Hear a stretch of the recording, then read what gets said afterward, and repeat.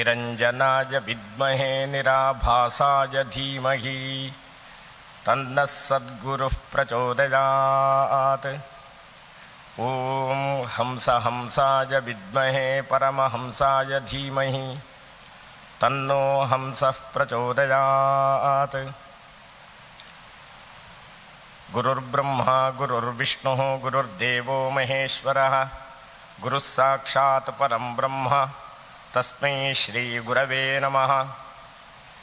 ವಕ್ರತುಂಡ ಮಹಾಕಾಯ ಕೋಟಿ ಸೂರ್ಯ ಸಮಪ್ರಭಾ ಅವಿಘ್ನಂ ಕುರು ಮೇ ದೇವ ಸರ್ವಕಾರ್ಯೇಷು ಸರ್ವದಾ.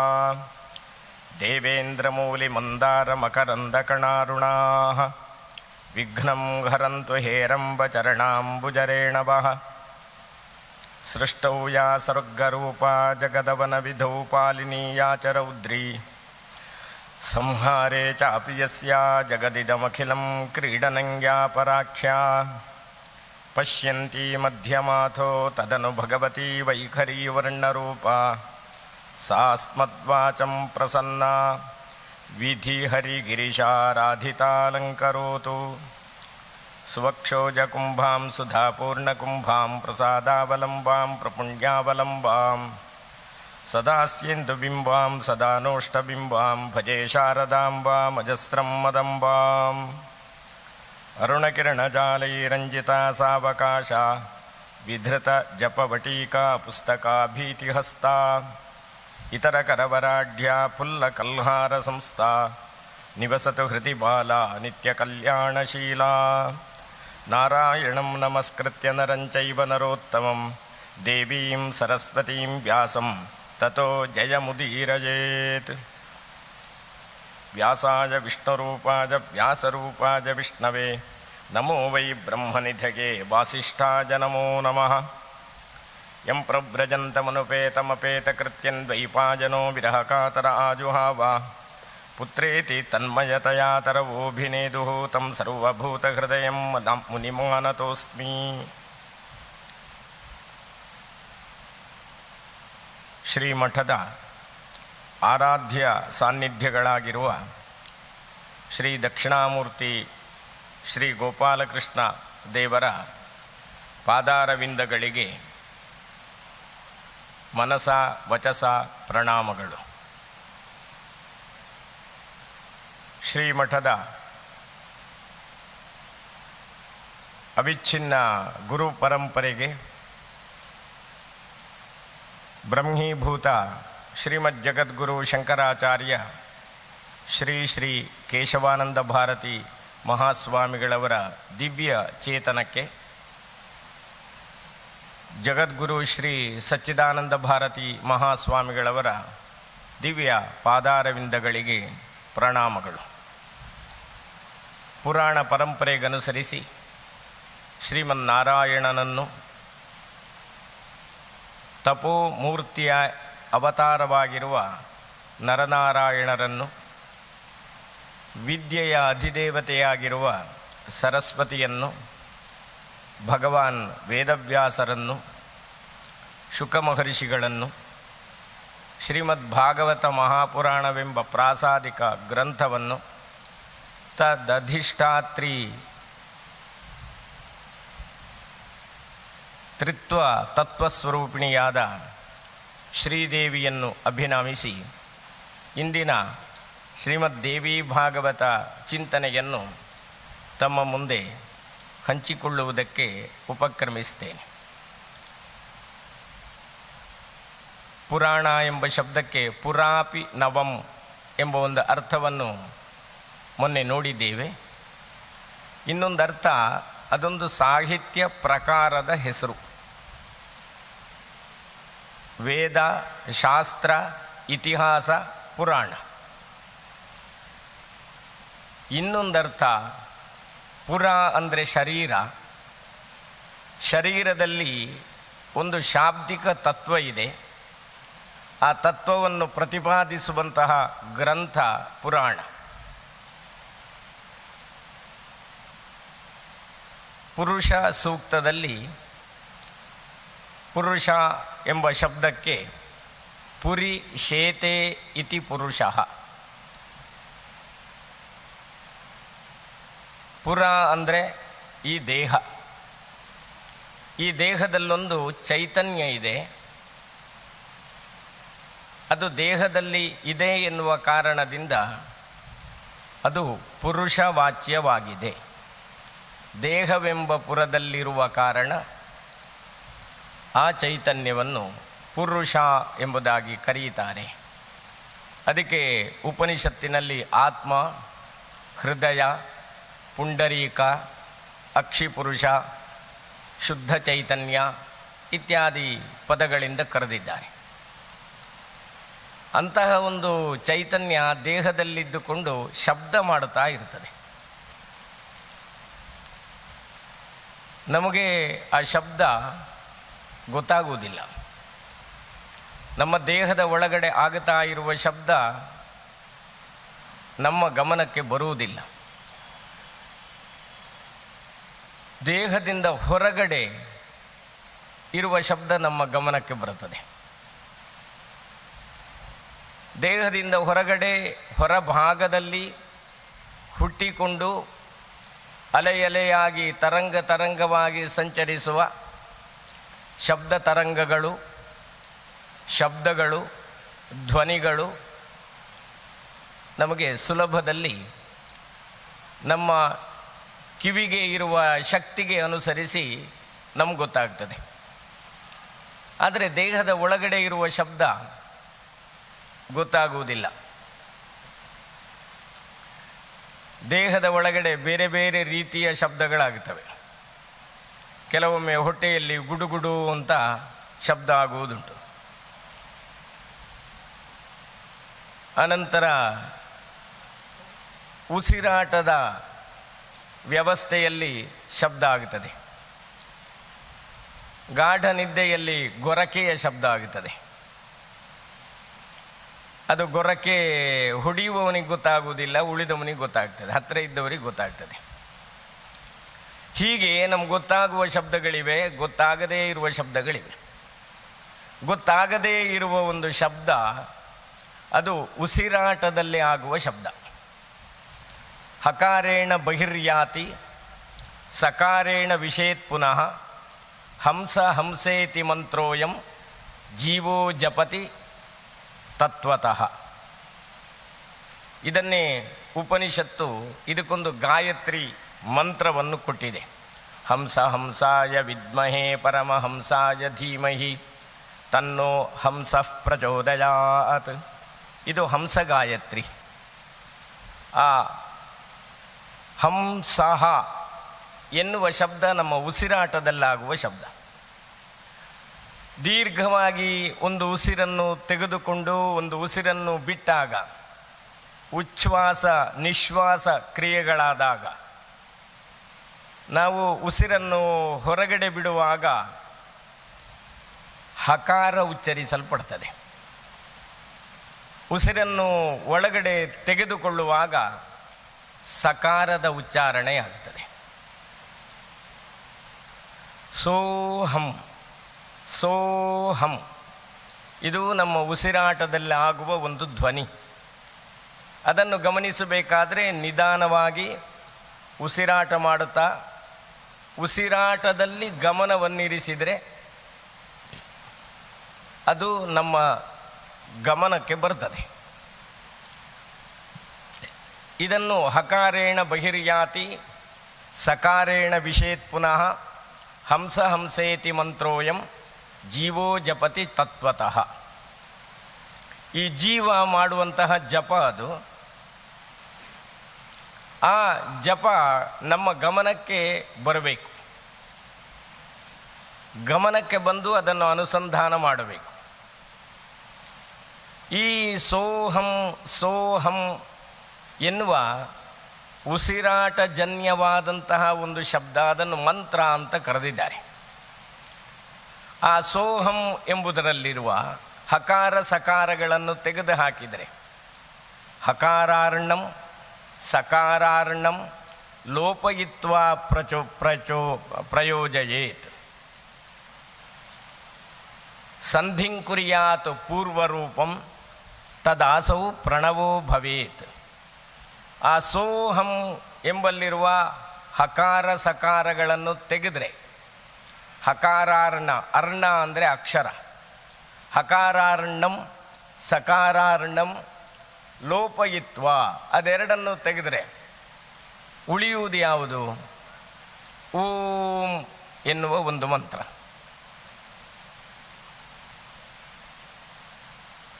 ಹಕಾರಾರ್ಣಂ ಸಕಾರಾರ್ಣಂ ಲೋಪಯಿತ್ವ ಪ್ರಯೋಜಯೇತ್ ಸಂಧಿಂ ಕುರಿಯಾತ್ ಪೂರ್ವರೂಪಂ. ಪೂರ್ವರೂಪ ಸಂಧಿ ಅಂತ ಒಂದಿದೆ. ಅದರ ಪ್ರಕಾರ ಹಕಾರಾರ್ಣ ಸಕಾರಾರ್ಣಗಳನ್ನು ತೆಗೆದು ಹಾಕಿದ ನಂತರ ಅಲ್ಲಿ ಉಳಿಯುವುದು ಓಂ ಎನ್ನುವ ಒಂದು ಮಂತ್ರ. ಅದು ಜೀವ ಜಪಿಸುತ್ತಾ ಇರುವ ಮಂತ್ರ. ಆವಾಗ ಪುರೇ ಶರೀರದಲ್ಲಿ ಅಣತಿ, ಅಣ ಶಬ್ದೆ ಅಂತ ಕ್ರಿಯಾಪದ. ಪುರೇ ಶರೀರದಲ್ಲಿ ಅಣತಿ ಶಬ್ದ ಮಾಡುತ್ತದೆ. ಯಾವುದು? ಜೀವ. ಈ ಜೀವ ಮಾಡುವ ಶಬ್ದದ ಅನುಸಂಧಾನ ಯಾವ ಗ್ರಂಥದ ಅನುಸಂಧಾನದಿಂದ ಪ್ರಾಪ್ತವಾಗುತ್ತದೆಯೋ ಅದು ಪುರಾಣ. ಆ ರೀತಿಯಲ್ಲೊಂದು ವಿಶೇಷವಾದ ಅರ್ಥವನ್ನು ಕೊಟ್ಟಿದ್ದಾರೆ. ಈ ಅರ್ಥದಲ್ಲಿ ಶ್ರೀಮದ್ ದೇವಿ ಭಾಗವತದಲ್ಲಿ ಈ ಯೋಗಶಾಸ್ತ್ರವನ್ನು ನಿರೂಪಣೆ ಮಾಡಿದ್ದಾರೆ. ಪಾತಂಜಲ ಮಹರ್ಷಿಗಳು ಹೇಳಿರುವ ಪ್ರಾಣಾಯಾಮ, ಪ್ರತ್ಯಾಹಾರ ಇತ್ಯಾದಿ ಅಷ್ಟಾಂಗ ಯೋಗಗಳು, ಯಮ, ನಿಯಮ, ಆಸನ, ಪ್ರಾಣಾಯಾಮ, ಪ್ರತ್ಯಾಹಾರ, ಧ್ಯಾನ, ಧಾರಣ, ಸಮಾಧಿ, ಇದು ಅಷ್ಟಾಂಗ ಯೋಗಗಳು. ಈ ಅಷ್ಟಾಂಗ ಯೋಗಗಳಲ್ಲಿ ನಿಷ್ಠರಾದವರು ಆಚಾರ್ಯ ಶಂಕರ ಭಗವತ್ಪಾದರು. ಅವರ ಬಿರುದಾವಳಿಯಲ್ಲಿ ಅದಿದೆ.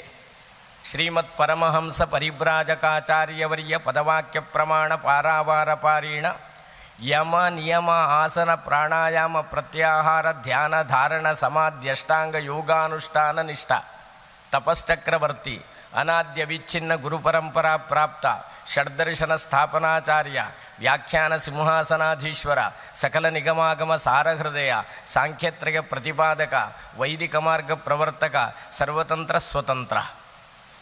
ಇದು ಆಚಾರ್ಯ ಶಂಕರ ಭಗವತ್ಪಾದರಿಗೆ ಇರುವ ವಿಶೇಷವಾದ ಬಿರುದುಗಳು.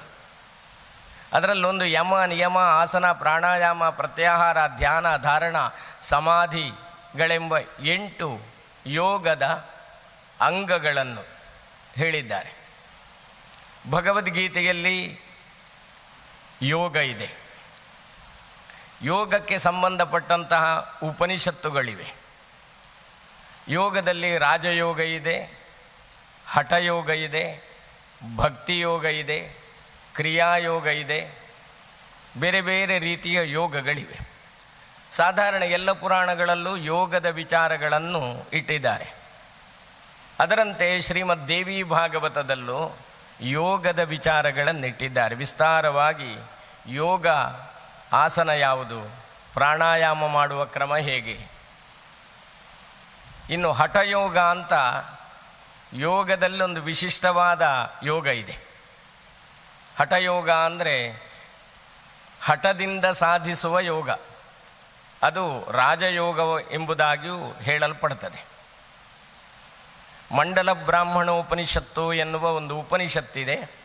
ಅದರಲ್ಲಿ ಹಠಯೋಗದ ನಿರೂಪಣೆಯನ್ನು ಮಾಡಿದ್ದಾರೆ. ಸ್ವಾತ್ಮಾರಾಮ ಎನ್ನುವ ಒಬ್ಬ ಯೋಗಿ ಹಠಯೋಗ ಪ್ರದೀಪಿಕಾ ಎನ್ನುವ ಗ್ರಂಥವನ್ನು ಬರೆದಿದ್ದಾನೆ. ಹಠಯೋಗಕ್ಕೆ ಸಂಬಂಧಿಸಿ ಘೇರಂಡ ಸಂಹಿತ ಎನ್ನುವ ಗ್ರಂಥ ಇದೆ. ಹೀಗೆ ಯೋಗಶಾಸ್ತ್ರ ವಿಪುಲವಾದ ಗ್ರಂಥಗಳನ್ನು, ಅನೇಕ ಆಚಾರ್ಯರನ್ನು, ಅನೇಕ ಸಾಧಕರನ್ನು, ಸಿದ್ಧಿಪುರುಷರನ್ನು ಹೊಂದಿದೆ. ಅಂತಹ ಯೋಗ ವಿಚಾರಗಳನ್ನು ಶ್ರೀಮದ್ ದೇವಿ ಭಾಗವತದಲ್ಲಿ ವಿವರವಾಗಿ ವಿವರಿಸಿದ್ದಾರೆ. ಯಾವ ಅನುಷ್ಠಾನವನ್ನು ಮಾಡಬೇಕಾದರೂ, ಯೋಗಾಭ್ಯಾಸವನ್ನು ಮಾಡಬೇಕಾದರೂ ಮೊದಲು ಆಸನ ಸಿದ್ಧಿಯಾಗಬೇಕು. ಆಸನ ಅಂದರೆ ನಾವು ಕುಳಿತುಕೊಳ್ಳುವ ಕ್ರಮ ವಿಶೇಷ. ನಾವು ಹೇಗೆ ಕುಳಿತುಕೊಳ್ಳುತ್ತೇವೆ? ಪದ್ಮಾಸನ ಇದೆ, ಸ್ಥಿರಾಸನ ಇದೆ, ವಜ್ರಾಸನ ಇದೆ, ಬೇರೆ ಬೇರೆ ಆಸನಗಳಿವೆ. ಆಸನ ಎಂಬ ಶಬ್ದಕ್ಕೆ ಎರಡು ಅರ್ಥ. ಒಂದು, ನಾವು ಯಾವುದರ ಮೇಲೆ ಕುಳಿತುಕೊಳ್ಳುತ್ತೇವೆ ಅದು ಆಸನ. ವಸ್ತ್ರದ ಮೇಲೆ ಕುಳಿತುಕೊಂಡ್ರೆ ವಸ್ತ್ರಾಸನ, ದರ್ಭೆಯ ಮೇಲೆ ಕುಳಿತುಕೊಂಡ್ರೆ ದರ್ಭಾಸನ, ಚರ್ಮದ ಮೇಲೆ ಕುಳಿತುಕೊಂಡ್ರೆ ಚರ್ಮಾಸನ, ಅದು ವ್ಯಾಘ್ರಾಸನ ಆಗಬಹುದು, ಅಜಿನಾಸನ ಆಗಬಹುದು. ಕಲ್ಲಿನಲ್ಲಿ ಕುಳಿತುಕೊಂಡ್ರೆ ಪಾಷಾಣಾಸನ, ಕಲ್ಲಿನ ಮೇಲೆ ಕುಳಿತುಕೊಳ್ಳಬಾರದು ಅಂತ ನಿಷೇಧ ಮಾಡಿದ್ದಾರೆ. ಹೀಗೆ ನಾವು ಕುಳಿತುಕೊಳ್ಳುವುದಕ್ಕೆ ಆಧಾರವಾಗಿರುವುದು ಆಸನ. ಈಗ ನಾವು ಚೈರ್ನಲ್ಲಿ ಕುಳಿತುಕೊಂಡ್ರೆ ಚೈರು ನಮ್ಮ ಆಸನ. ಆಮೇಲೆ ನಾವು ಕುಳಿತುಕೊಳ್ಳುವ ಕ್ರಮ ಅದು ಆಸನ. ಆ ಕ್ರಮದಲ್ಲಿ ಪದ್ಮಾಸನ, ವೀರಾಸನ, ಕುಕ್ಕುಟಾಸನ, ಹೀಗೆ ಬೇರೆ ಬೇರೆ ಆಸನಗಳಿವೆ. ಒಂದೊಂದು ಜೀವಿಗೆ ಒಂದೊಂದು ರೀತಿಯ ಆಸನ ಇದೆ. ಆ ಆಸನದಲ್ಲಿ ಸಿದ್ಧಿ ಆಗಬೇಕು. ದೀರ್ಘಕಾಲ ಆಸನವನ್ನು ಬದಲಾಯಿಸದೆ ಏಕಪ್ರಕಾರವಾಗಿ ಒಂದೇ ಆಸನದಲ್ಲಿ ಕುಳಿತುಕೊಂಡವರಿಗೆ ಅನುಷ್ಠಾನ ಮಾಡುವುದಕ್ಕೆ ಸುಲಭ ಆಗುತ್ತದೆ. ಆವಾಗ ಆಸನ ಬದಲಿಸಿಕೊಂಡ್ರೆ ದೇಹದ ಸ್ಥಿತಿ ಬದಲಾವಣೆ ಆಗುತ್ತದೆ. ಹಾಗೆ ಆಸನದ ಲಕ್ಷಣಗಳನ್ನು ಹೇಳಿದರು. ಆಮೇಲೆ ಪ್ರಾಣಾಯಾಮ. ಪ್ರಾಣಾಯಾಮ ಅಂದರೆ ಪ್ರಾಣ ಅಂದರೆ ವಾಯು. ನಮ್ಮ ದೇಹದಲ್ಲಿ ವಾಯು ಹೊರಗೆ ಹೋಗುವುದು, ದೇಹದ ಒಳಗೆ ಹೋಗುವುದು, ದೇಹದ ಒಳಗಿಂದ ಹೊರಗೆ ಹೋಗುವುದು, ಈ ಎರಡು ಕ್ರಿಯೆ ನಡೆಯುತ್ತಾ ಇರುತ್ತದೆ ಮೂಗಿನ ದ್ವಾರ. ಈ ಪ್ರಾಣವನ್ನು ನಿಯಂತ್ರಿಸುವುದು ಅದು ಪ್ರಾಣಾಯಾಮ.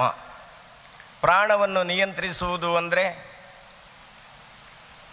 ಉಸಿರನ್ನು ತೆಗೆದುಕೊಳ್ಳುವುದು, ತೆಗೆದುಕೊಂಡಂತಹ ಉಸಿರು ಹೊರಗಡೆ ಬರದ ಹಾಗೆಯೇ ನಿಲ್ಲಿಸುವುದು, ಅನಂತರ ನಿಧಾನವಾಗಿ ಹೊರಗಡೆ ಬಿಡುವುದು. ಇದನ್ನು ಪೂರಕ, ಕುಂಭಕ, ರೇಚಕ ಅಂತ ಕರೆದಿದ್ದಾರೆ. ಪೂರಕ ಅಂದರೆ ಒಳಗಡೆ ತೆಗೆದುಕೊಳ್ಳುವುದು, ಕುಂಭಕ ಅಂದರೆ ಹೊರಗೆ ಬಿಡದೇ ಒಳಗಡೆ ಇರಿಸಿಕೊಳ್ಳುವುದು, ರೇಚಕ ಅಂದರೆ ಹೊರಗಡೆ ಬಿಡುವುದು. ಈ ರೀತಿಯಲ್ಲಿ ಪ್ರಾಣಾಯಾಮ ಇದೆ. ಈ ಪ್ರಾಣಾಯಾಮವನ್ನು ಮಾಡಿದರೆ ಒಂದು ದಿವಸದ ಉಸಿರಾಟದ ಸಂಖ್ಯೆ ಕಡಿಮೆಯಾಗುತ್ತದೆ. 1 ಗಂಟೆ ಪ್ರಾಣಾಯಾಮವನ್ನು ಮಾಡಿದರೆ, 1 ಗಂಟೆ ಉಸಿರು ಕಟ್ಟಿ ಹಿಡ್ಕೊಳ್ಳುವುದು ಅಂತ ಅರ್ಥ ಅಲ್ಲ.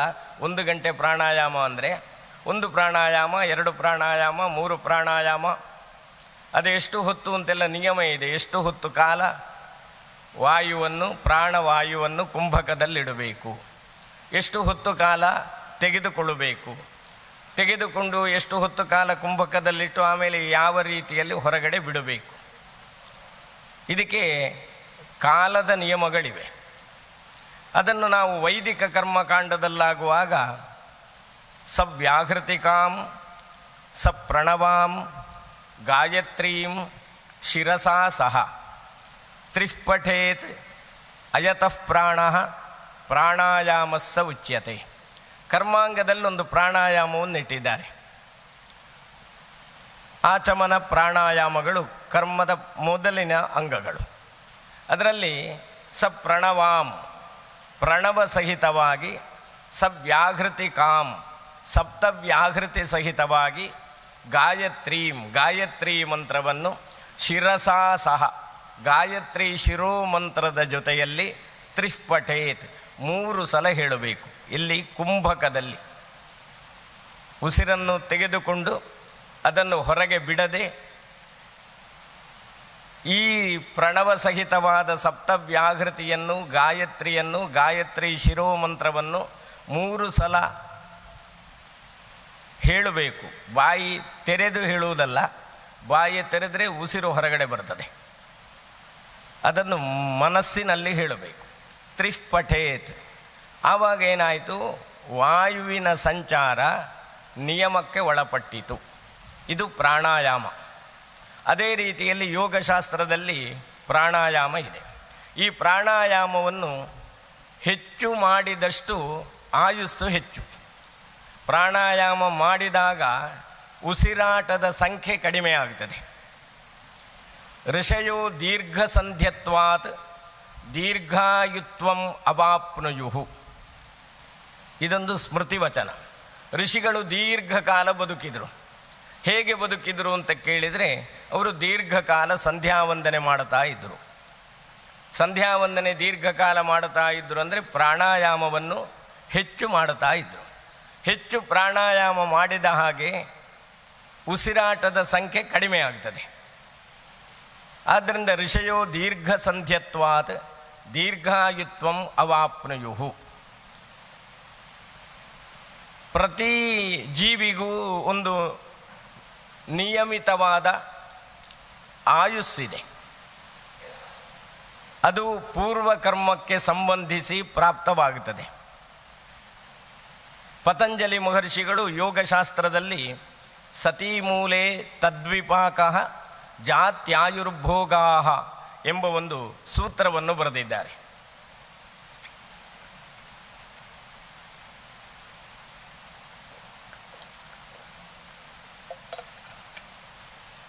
ಜನ್ಮ ಜನ್ಮಾಂತರಗಳಲ್ಲಿ ಎಸಗಿದ ಕರ್ಮ, ಆ ಕರ್ಮದ ಫಲ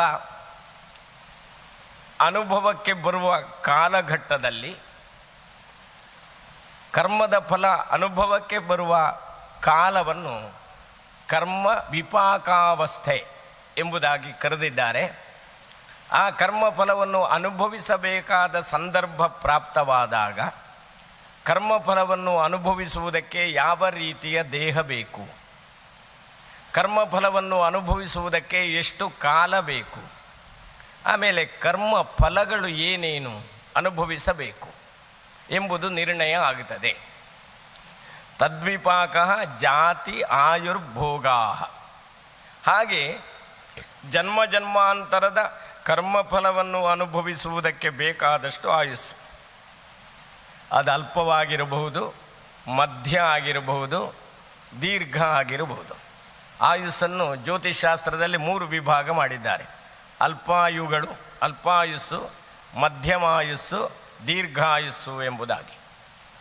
ಅದು ಅಲ್ಪವಾದರೂ ಮಧ್ಯಮ ಆದರೂ ದೀರ್ಘ ಆದರೂ ಕೂಡ ಪ್ರಾಪ್ತವಾಗುವುದು ಪ್ರಾಕ್ತನ ಜನ್ಮ ಜನ್ಮಾಂತರ ಅವುಗಳಲ್ಲಿ ಮಾಡಿದ ಕರ್ಮ, ಆ ಕರ್ಮದ ಫಲದ ಅನುಭವದ ವ್ಯವಸ್ಥೆಗಾಗಿ. ಇದು ಆಯುಸ್ಸಿನ ನಿರ್ಣಯಕ್ಕೆ ಇರುವಂತಹ ಒಂದು ನೆಲೆ. ಇದರ ಪ್ರಕಾರ ನೋಡಿದರೆ ಎಷ್ಟು ಆಯುಸ್ಸು ಅಂತ ಯಾರಿಗೂ ಗೊತ್ತಾಗುವುದಿಲ್ಲ. ಆಯುಸ್ಸನ್ನು ಹೇಳುವುದಕ್ಕೆ ಬರುವುದಿಲ್ಲ. ಯಾರಿಗಿದೆಯೋ ಅವರಿಗೆ ಹೇಳಲಿಕ್ಕೆ ಬರುವುದಿಲ್ಲ, ಯಾರಿಗೆ ಇದೆಯೋ ಅವರ ಆಯುಸ್ಸು ಇನ್ನೊಬ್ಬರಿಗೂ ಹೇಳಲಿಕ್ಕಾಗುವುದಿಲ್ಲ. ಅದ್ಯ ವಾಬ್ದ ಶತಾಂತೇವಾ ಮೃತ್ಯುರ್ವೈ ಪ್ರಾಣಿನಾನ್ ಧ್ರುವಂ. ಇದು ಶ್ರೀಮದ್ ಭಾಗವತದಲ್ಲಿ ಕಂಸನಲ್ಲಿ ವಸುದೇವ ಹೇಳುವ ಮಾತು. ಅದ್ಯ ಇವತ್ತೇ ಕೆಲವರು ಮರಣ ಹೊಂದಬಹುದು, ಅಬ್ದೆ 1 ವರ್ಷ ಕಳೆದು ಕೆಲವರು ಹೋಗಬಹುದು, ಅಥವಾ ಶತಾಂತೇವ 100 ವರ್ಷ ಕಳೆದರೂ 100 ವರ್ಷ ಬದುಕಬಹುದು ಕೆಲವರು. ಅವ ಕಂಸನಲ್ಲಿ ಹೇಳುವುದು ದೇವಕಿಯನ್ನು ವಧಿಸುವುದಕ್ಕೆ ಕಂಸ ಹೊರಟ ಸಂದರ್ಭದಲ್ಲಿ. ಅದ್ಯವಾಬ್ದ ಶತಾಂತೇವ ಮೃತ್ಯುರ್ವೈ ಪ್ರಾಣಿನಾನ್ ಧ್ರುವಂ. ಅದನ್ನೇ ಭಗವದ್ಗೀತೆಯಲ್ಲಿ ಜಾತಸ್ಯ ಹಿ ಧ್ರುವೋ ಮೃತ್ಯು. ಹುಟ್ಟಿದವನಿಗೆ ಮರಣ ಎನ್ನುವುದು ಹುಟ್ಟಿನ ಜೊತೆಯಲ್ಲೇ ಬರ್ತದೆ. ಅದನ್ನು ತಸ್ಯೈವ ದೇಹಿನಃ ಅಂತ ಇನ್ನೊಂದು ಕಡೆ ಹೇಳಿದ್ದಾರೆ. ಈ ರೀತಿಯಲ್ಲಿ ಈ ಆಯುಸ್ಸು ಒಂದು ರೀತಿಯಲ್ಲಿ ಹಾಗೆ ಪರಿಗಣನೆಯಾದರೆ, ಇನ್ನೊಂದು ರೀತಿಯಲ್ಲಿ ಇಷ್ಟು ಉಸಿರಾಟದ ಕಾಲ ಇವನಿಗೆ ಆಯುಸ್ಸು ಎಂಬ ಒಂದು ನಿರ್ಣಯ ಇದೆ ಅಂತ ಯೋಗಶಾಸ್ತ್ರ ಹೇಳ್ತದೆ.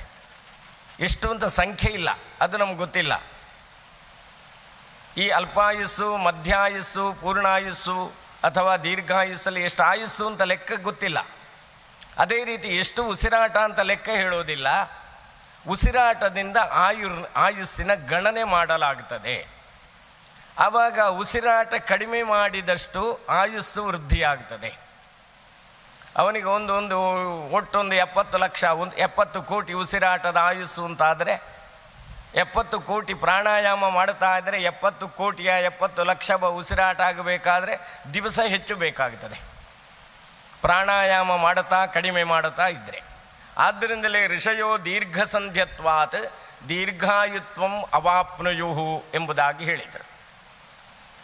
ಇದು ಈ ಪ್ರಾಣಾಯಾಮ ಯೋಗದ ಒಂದು ಅಂಗ. ಪ್ರಾಣಾಯಾಮದ ಕ್ರಮ ಹೇಗೆ? ಈಗ ಹೇಳಿದ್ದೆಲ್ಲ ದೇವಿ ಭಾಗವತದಲ್ಲಿ ಇರುವಂತಹ ವಿಚಾರವೇ. ಆ ಪ್ರಾಣಾಯಾಮದ ಕ್ರಮಗಳನ್ನೆಲ್ಲ ಹೇಳ್ತಾರೆ. ಇದು ಆರಾಧನೆಯ ಅಂಗವಾಗಿಯೂ ಪ್ರಾಣಾಯಾಮ ಇದೆ, ಕರ್ಮಾಂಗವಾಗಿಯೂ ಇದೆ, ಯೋಗದ ಅಂಗವಾಗಿಯೂ ಇದೆ. ಆದರೆ ಕರ್ಮಾಂಗವಾಗುವಾಗ ಆ ಪ್ರಾಣಾಯಾಮಕ್ಕೆ 100ಕ್ಕೆ 100 ಯೋಗದ ಸ್ವರೂಪ ಇಲ್ಲ. ಆದ್ದರಿಂದಲೇ ಸ್ಮೃತಿಗಳು ಕರ್ಮಕಾಂಡದ ಪ್ರಾಣಾಯಾಮವನ್ನು ಸಪ್ರಣವಾಂ ಸವ್ಯಾಹೃತಿಕಾಂ ಗಾಯತ್ರೀಂ ಶಿರಸಾ ಸಹ ತ್ರಿಪಠೇ ದಯತ ಪ್ರಾಣಾಯಾಮಸ್ಸ ಉಚ್ಯತೆ ಅಂತ ಅದಕ್ಕೊಂದು ಸ್ವರೂಪವನ್ನು ಕೊಟ್ಟರು. ಆ ನಂತರ ಈ ಪ್ರಾಣಾಯಾಮದಲ್ಲಿ ಗೃಹಸ್ಥರಿಗೆ ಹೀಗೆ, ಸನ್ಯಾಸಿಗಳಿಗೆ ಸಪ್ರಣವವಾಗಿರುವ ಸವ್ಯಾಹೃತಿಕವಾಗಿರುವ ಗಾಯತ್ರಿ ಶಿರೋಮಂತ್ರ ಸಹಿತ ಗಾಯತ್ರಿಯ ಅನುಸಂಧಾನ ಪ್ರಾಣಾಯಾಮದಲ್ಲಿಲ್ಲ. ಅವರಿಗೆ ಪ್ರಾಣಾಯಾಮದಲ್ಲಿ ಇರುವುದು ಪ್ರಣವದ ಅನುಸಂಧಾನ. ಆ ಪ್ರಣವದ ಅನುಸಂಧಾನ ಪ್ರಧಾನವಾಗಿದೆ. ಆ ಪ್ರಣವದ ಋಷಿ ಛಂದಸ್ಸು ದೇವತೆಗಳನ್ನು ಹೇಳಿ ಆ ಪ್ರಣವವನ್ನು ಪ್ರಾಣಾಯಾಮದಲ್ಲಿ ವಿನಿಯೋಗಿಸ್ತೇನೆ ಅಂತ ಸಂಕಲ್ಪ ಮಾಡಿ ಪ್ರಾಣಾಯಾಮದ ಕುಂಭಕದಲ್ಲಿ ಓಂಕಾರದ ಅನುಸಂಧಾನ. ಓಂಕಾರದ ಅನುಸಂಧಾನ ಯತಿಗಳಿಗೆ ವಿಹಿತವಾದದ್ದು, ಗೃಹಸ್ಥರಿಗೆ ವಿಹಿತವಾದದ್ದಲ್ಲ. ಕೇವಲ ಓಂಕಾರದ ಅನುಸಂಧಾನ. ಯಾಕಂದರೆ ಓಂಕಾರದ ಅನುಸಂಧಾನ ಮಾಡಿದರೆ ಸಂಸಾರದಿಂದ ವಿಮುಖವಾಗಿ ಅಧ್ಯಾತ್ಮ ಜೀವಿಯಾಗಿಸ್ತದೆ. ಗೃಹಸ್ಥನಾದವ ಅಷ್ಟು ಬೇಗ ಎಲ್ಲ ಸಂಸಾರದಿಂದ ವಿರಕ್ತಿಯನ್ನು ಹೊಂದುವುದಕ್ಕಿಲ್ಲ.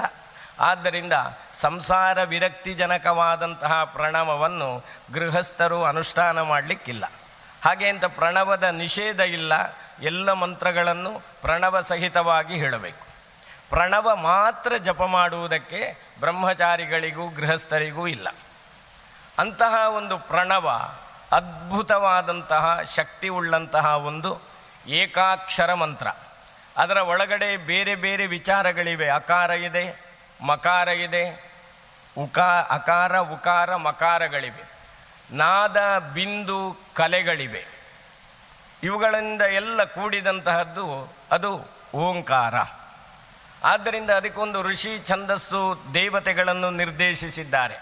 ಪ್ರಣವಸ್ಯ ಪರಬ್ರಹ್ಮ ಋಷಿ ದೈವೀ ಗಾಯತ್ರಿ ಛಂದ ಪರಬ್ರಹ್ಮ ಪರಮಾತ್ಮ ದೇವತಾ ಪ್ರಾಣಾಯಾಮೇ ವಿನಿಯೋಗ. ಋಷಿ ಛಂದಸ್ಸು ದೈವತಗಳನ್ನು ಹೇಳಬೇಕು.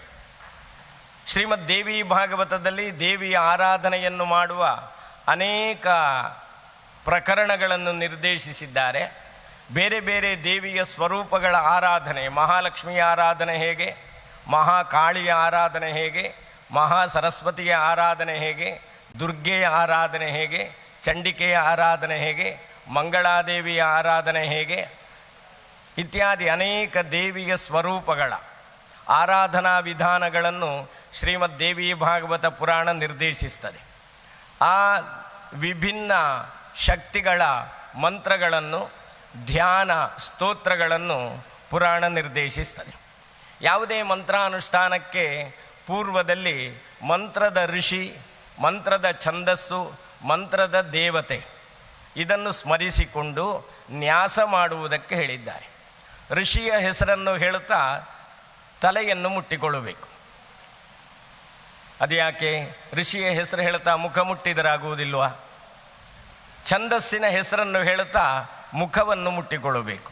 ಅದು ಯಾಕೆ? ಛಂದಸ್ಸಿನ ಹೆಸರು ಹೇಳ್ತಾ ತಲೆ ಮುಟ್ಟಿದರೆ ಏನಾಗ್ತದೆ? ದೇವತೆಯ ಹೆಸರನ್ನು ಹೇಳ್ತಾ ಹೃದಯವನ್ನು ಮುಟ್ಟಿಕೊಳ್ಳಬೇಕು.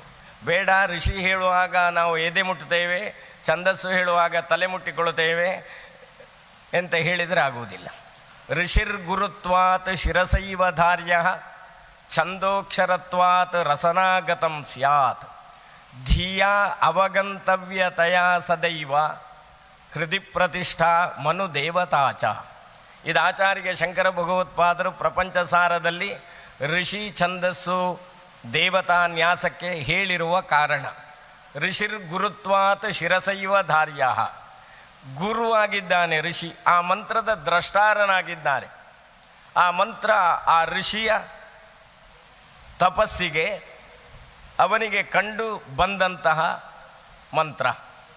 ಯಾರು ಯಾವ ಮಂತ್ರವನ್ನು ಕಂಡುಕೊಳ್ಳುತ್ತಾರೆಯೋ ಅವರು ಆ ಮಂತ್ರದ ಋಷಿಗಳಾಗುತ್ತಾರೆ. ಯಾವ ಮಂತ್ರ ಯಾರಿಂದ ಪ್ರಪ್ರಥಮವಾಗಿ ಉಚ್ಚರಿಸಲ್ಪಡುತ್ತದೆಯೋ, ಆ ವಾಕ್ಯ ಯಾರದ್ದಾಗಿರುತ್ತದೆಯೋ ಅವರು ಆ ಮಂತ್ರದ ಋಷಿಯಾಗಿರ್ತಾರೆ. ಆದ್ದರಿಂದ ಋಷಿ ಗುರುತ್ವಾತ್. ಆದ್ದರಿಂದ ಮಂತ್ರದಲ್ಲಿ ಪ್ರಧಾನ ಸ್ಥಾನ ಋಷಿಗೆ, ಗುರುತ್ವದ ಸ್ಥಾನ ಋಷಿಗೆ. ಆದ್ದರಿಂದ ಋಷಿರ್ ಗುರುತ್ವಾತ್ ಶಿರಸೈವ ಧಾರ್ಯ. ಋಷಿ ಮಂತ್ರದ ಅಂಗಗಳಲ್ಲಿ ಪ್ರಧಾನವಾಗಿರುವುದರಿಂದ ಅವನನ್ನು ತಲೆಯಲ್ಲಿ ನ್ಯಾಸ ಮಾಡಬೇಕು. ಯಾಕೆಂದರೆ ಮನುಷ್ಯರ ಶರೀರದಲ್ಲಿ ಗುರುತ್ವದ ಭಾಗ ತಲೆ. ಗೊತ್ತಿದೆಯೋ ಗೊತ್ತಿಲ್ವೋ, ನಾವು ಹೇಳೋದೇನು, ಅವನ ತಲೆ ಸರಿ ಇಲ್ಲ ಅಂತ ಹೇಳೋದು. ಆಮೇಲೆ ಸ್ವಲ್ಪ ಹೆಚ್ಚು ಗೊತ್ತಿದೆ ಅಂತ ತೋರಿಸಿಕೊಳ್ಳುವವನಾಗಿದ್ದರೆ ಅವನಿಗೆ ತಲೆಯಲ್ಲಿ ತುಂಬ ಉಂಟು ಅಂತ ಹೇಳೋದು. ಇನ್ನು ಕಣ್ಣು ಕಾಣದೆ ನೋಡದೆ ಎಡವಿದ್ರೆ ಕೇಳತ್ತ ಅವನಿಗೆ ತಲೆ ಸರಿ ಇಲ್ಲ ಅಂತ ಹೇಳೋದು. ನಮ್ಮ ವ್ಯವಹಾರಗಳು ಅವ್ಯವಹಾರಗಳಾದಾಗ ತಲೆ ಸರಿ ಇಲ್ಲ ಅಂತಲೇ ಹೇಳೋದು.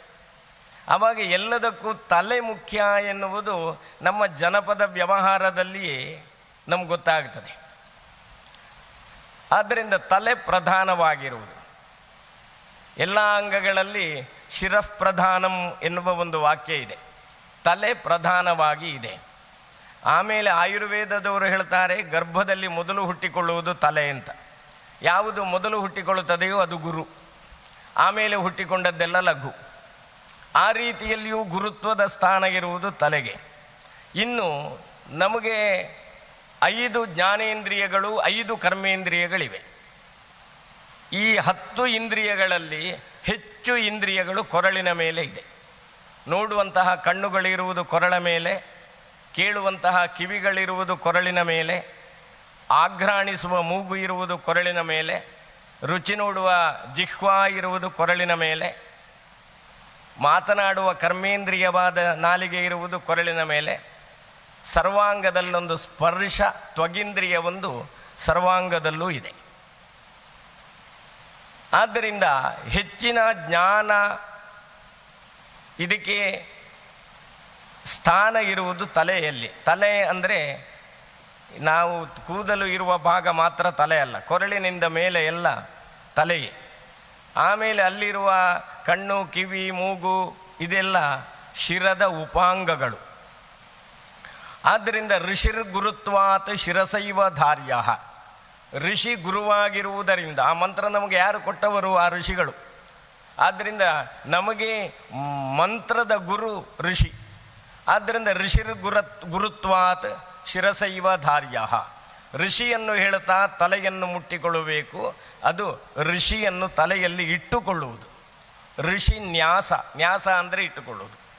ಛಂದ ಅಕ್ಷರತ್ವಾತ್, ಛಂದೋಕ್ಷರತ್ವಾತ್ ರಸನಾಗತಂ ಸ್ಯಾತ್. ರಸನಾಗತಂ ಅಂದರೆ ಮುಖ. ರಸನೇಂದ್ರಿಯ ಯಾವ ಅಂಗದಲ್ಲಿದೆ ಅದು ಮುಖ. ಸಂಸ್ಕೃತದಲ್ಲಿ ಬಾಯಿಗೆ ಬೇರೆ ಶಬ್ದ ಇಲ್ಲ. ಮುಖ ಅಂದರೆ ಮುಖವೂ ಹೌದು, ಬಾಯಿಯೂ ಹೌದು. ಯಾಕೆ ಬಾಯಿಗೆ ಬೇರೆ ಹೆಸರು ಇಡಲಿಲ್ಲ ಅಂದರೆ ಅವರು ಯಾರು ಋಷಿಗಳಿಗೆ ಯಾರು ಬಾಯಿ ಪ್ರಧಾನ ಆಗಿದ್ದವರಾಗಿರಲಿಲ್ಲ. ನಮಗೆಲ್ಲ ಬಾಯಿಯೇ ಪ್ರಧಾನ ಇವತ್ತು. ಅವರಿಗೆ ಬಾಯಿ ಪ್ರಧಾನ ಆಗಿರಲಿಲ್ಲ. ಆದ್ದರಿಂದ ಅದನ್ನೊಂದು ಪ್ರಧಾನ ಅಂಗ ಅಂತ ಗ್ರಹಿಸಲೇ ಇಲ್ಲ. ಹೆಚ್ಚು ಕಾಲ ಅವರು ಮೂಕರಾಗಿ ಇರ್ತಿದ್ರು, ಮೌನವಾಗಿಯೇ ಇರ್ತಿದ್ರು. ಮೌನವಾಗಿ ಇರುವವ ಋಷಿ ಅಂತ ಒಂದು ಸಾಮಾನ್ಯ ನಿರ್ವಚನ ಇದೆ. ಆದರೆ ಅದಲ್ಲ ಅಂತ ವ್ಯಾಸರು ಮಹಾಭಾರತದಲ್ಲಿ ಹೇಳಿದ್ದಾರೆ. ಮೌನಾತ್ ನಸ ಮುನಿರ್ಭವತಿ ನಾರಣ್ಯ ವಸನಾನ್ ಮುನಿ ಸ್ವಲಕ್ಷಣಂತು ಯೋ ವೇದ ಸಮುನಿ ಶ್ರೇಷ್ಠ ಉಚ್ಯತೆ. ಇದು ಸನತ್ಸು ಜಾತೀಯ ಎಂಬ ಒಂದು ಭಾಗ ಇದೆ. ಧೃತರಾಷ್ಟ್ರನಿಗೆ ವಿದುರನ ಅಪೇಕ್ಷೆಯಂತೆ ಮರಣೋತ್ತರ ಆತ್ಮನ ವ್ಯವಸ್ಥೆಯನ್ನು ತಿಳಿಸುವುದಕ್ಕಾಗಿ ಸನತ್ಸು ಜಾತರು ಬರ್ತಾರೆ. ಬಂತಹ ಸನತ್ಸು ಜಾತರು ಧೃತರಾಷ್ಟ್ರನಿಗೆ ಉಪದೇಶ ಮಾಡುತ್ತಾರೆ. ಆ ಉಪದೇಶದಲ್ಲಿ ಇರುವ ಅನೇಕ ಶ್ಲೋಕಗಳಿವೆ. ಅದರಲ್ಲಿ ಇದೊಂದು ಮೌನಾನ್ ನ ಸ ಮುನಿರ್ಭವತಿ ನಾರಣ್ಯವಸನಾನ್ ಮುನಿ ಸ್ವಲಕ್ಷಣಂತು ಯೋ ವೇದ ಸಮುನಿ ಶ್ರೇಷ್ಠ ಉಚ್ಯತೆ. ಇದೇ ರೀತಿಯಲ್ಲಿ ಇನ್ನೊಂದು ಶಬ್ದ ಇದೆ, ಇನ್ನೊಂದು ಶ್ಲೋಕ ಇದೆ. ನಮ್ಮಲ್ಲಿ ವೈಯಾಕರಣ ಎಂಬ ಒಂದು ಶಬ್ದ ಇದೆ. ವ್ಯಾಕರಣ ಶಾಸ್ತ್ರವನ್ನು ಅಧ್ಯಯನ ಮಾಡಿದವನು ಅಂತ ಅರ್ಥ. ವೈಯಾಕರಣ, ವೈಯಾಕರಣರು ಅಂದರೆ ವ್ಯಾಕರಣ ಶಾಸ್ತ್ರವನ್ನು ತಿಳಿದವರು. ವೈಯಾಕರಣ ಆಗಬೇಕಾದ್ರೆ ವ್ಯಾಕರಣ ಶಾಸ್ತ್ರ ಓದಬೇಕು. ಅದು ಲೌಕಿಕವಾದ ಅರ್ಥ. ಅಧ್ಯಾತ್ಮ ದೃಷ್ಟಿಯಿಂದ ಅದಕ್ಕೊಂದು ಅರ್ಥವನ್ನು ಕೊಟ್ಟಿದ್ದಾರೆ. ವ್ಯಾಕರಣ ಶಾಸ್ತ್ರ ಓದಿದ ಮಾತ್ರಕ್ಕೆ ಅವ ವೈಯಾಕರಣನಾಗುವುದಿಲ್ಲ. ತನ್ನನ್ನೂ ಪ್ರಪಂಚವನ್ನು ಯಾವನು ತಿಳ್ಕೊಳ್ತಾನೆ ಅವನು ವೈಯಾಕರಣನಾಗುತ್ತಾನೆ. ಯಾಕೆಂದರೆ ಈ ಪ್ರಪಂಚ ಎನ್ನುವುದು ಭಗವಂತನ ಒಂದು ವ್ಯಾಕರಣ. ಅದು ಉಪನಿಷತ್ತಿನಲ್ಲಿ ಹೇಳಿದೆ. ವ್ಯಾಕರೋತಿ, ಇದನ್ನು ವಿಸ್ತಾರ ಮಾಡುತ್ತಾನೆ, ವಿಭಾಗಿಸ್ತಾನೆ. ವಿಸ್ತಾರ ಮಾಡುವುದು, ವಿಭಾಗಿಸುವುದು ಇದೆಲ್ಲ ಲೌಕಿಕ ವ್ಯಾಕರಣದಲ್ಲಿರುವ ವಿಷಯಗಳು. ಸಂಧಿ, ಸಮಾಸ ಇತ್ಯಾದಿಗಳೆಲ್ಲ. ಸಂಧಿ ಮತ್ತು ಸಮಾಸ ಎರಡು ಶಬ್ದ ವ್ಯಾಕರಣದ ಶಬ್ದ ಹೇಗಾಗಿದೆಯೋ ಹಾಗೆ ಅಧ್ಯಾತ್ಮದ ಶಬ್ದವೂ ಹೌದು. ವ್ಯಾಕರಣ ಮತ್ತು ಅಧ್ಯಾತ್ಮಕ್ಕೆ ಅತ್ಯಂತ ನಿಕಟವಾದಂತಹ ಸಂಬಂಧ ಇದೆ. ಆ ಸಂಬಂಧವನ್ನು ಇಟ್ಟುಕೊಂಡೇ ಮಹಾವೈಯಾಕರಣ ಭರ್ತೃಹರಿ ವಾಕ್ಯಪದೀಯ ಎಂಬ ತನ್ನ ವ್ಯಾಕರಣಶಾಸ್ತ್ರ ಗ್ರಂಥದಲ್ಲಿ ವ್ಯಾಕರಣಶಾಸ್ತ್ರಕ್ಕೆ ದರ್ಶನದ ಸ್ಥಾನಮಾನವನ್ನು ಕೊಟ್ಟಿದ್ದಾನೆ. ಆದ್ದರಿಂದ ವ್ಯಾಕರಣ ಶಾಸ್ತ್ರ ಎನ್ನುವುದು ದರ್ಶನ. ದರ್ಶನ ಅಂದರೆ ವಸ್ತುಸ್ಥಿತಿಯನ್ನು ತಿಳಿಸುವುದಕ್ಕಾಗಿ ಮಾಡುವ ಒಂದು ಚಿಂತನೆ, ಸಾಮಾನ್ಯವಾದ ಒಂದು ಅರ್ಥ ಅದು. ಯಾವ ಒಂದು ಚಿಂತನ ಸ್ರೋತಸ್ಸಿನಲ್ಲಿ ನಮಗೆ ವಸ್ತುಸ್ಥಿತಿ ಪ್ರಾಪ್ತವಾಗುತ್ತದೆಯೋ ಸ್ವಸ್ವ ಸಿದ್ಧಾಂತಕ್ಕನುಸರಿಸಿ ಸ್ವಸ್ವ ಪ್ರಮಾಣಗಳಿಗೆ ಅನುಸರಿಸಿ ದರ್ಶನಗಳಿರುತ್ತವೆ. ಆ ರೀತಿಯಲ್ಲಿ ವ್ಯಾಕರಣ ಶಾಸ್ತ್ರವನ್ನು ಒಂದು ದರ್ಶನವಾಗಿ ಇರಿಸಿದ್ದಾರೆ. ಅದರಲ್ಲಿ ಅತ್ಯಂತ ಹೆಚ್ಚು ಪ್ರಾಮಾಣಿಕವಾಗಿಯೂ ಶಾಸ್ತ್ರೀಯವಾಗಿಯೂ ನಿರೂಪಿಸಿದ್ದು ವಾಕ್ಯಪದೀಯ ಎಂಬ ಮಹಾಗ್ರಂಥದಲ್ಲಿ ಭರ್ತೃಹರಿ. ಈ ವ್ಯಾಕರಣದಲ್ಲೊಂದು ಸಾಧಾರಣವಾಗಿ ಸರ್ವನಾಮ ಶಬ್ದಗಳಿವೆ. ನಾನು, ನೀನು, ಅವನು, ಅವಳು, ಅದು. ಅದರಲ್ಲಿ ಅತ್ಯಂತ ಹೆಚ್ಚು ಉಪಯೋಗವಾಗುವುದು ನಾನು ಮತ್ತು ನೀನು. ನಾನು ಮತ್ತು ನಾನು ಅಂದರೆ ಏನು, ನೀನು ಅಂದರೆ ಏನು ಅಂತ ಆಲೋಚನೆ ಮಾಡಿದರೆ ನಮಗೆ ನಿರ್ದಿಷ್ಟವಾದ ಉತ್ತರ ಸಿಗುವುದಿಲ್ಲ. ನೀನು ಅಂದರೆ ಯಾರನ್ನು ನೀನು ಅಂತ ನಾವು ಕರೆಯುತ್ತೇವೆಯೋ ಅವನ ತಲೆಯೋ ಅವನ ದೇಹವೋ ಅವನ ಕಾಲ. ನಾನು ಅಂತ ಹೇಳುವುದು ನನ್ನ ತಲೆಯೋ ನನ್ನ ಕಾಲೋ ಅದೆಲ್ಲ ಅಲ್ಲ ಅಂತಲೇ ನಮ್ಮ ವ್ಯವಹಾರ. ಯಾಕೆಂದರೆ ಅದನ್ನು ನನ್ನ ತಲೆ ಅಂತ ಹೇಳೋದು, ತಲೆಯೇ ನಾನು ಅಂತ ಹೇಳುವುದಿಲ್ಲ. ಆದ್ದರಿಂದ ನಾನು ಎಂಬುದಕ್ಕಿಂತ ಭಿನ್ನವಾದದ್ದು ಈ ದೇಹ. ಆದ್ದರಿಂದ ನನ್ನ ದೇಹ ಅಂತ ನಮ್ಮ ಪ್ರಯೋಗ ಇದೆ.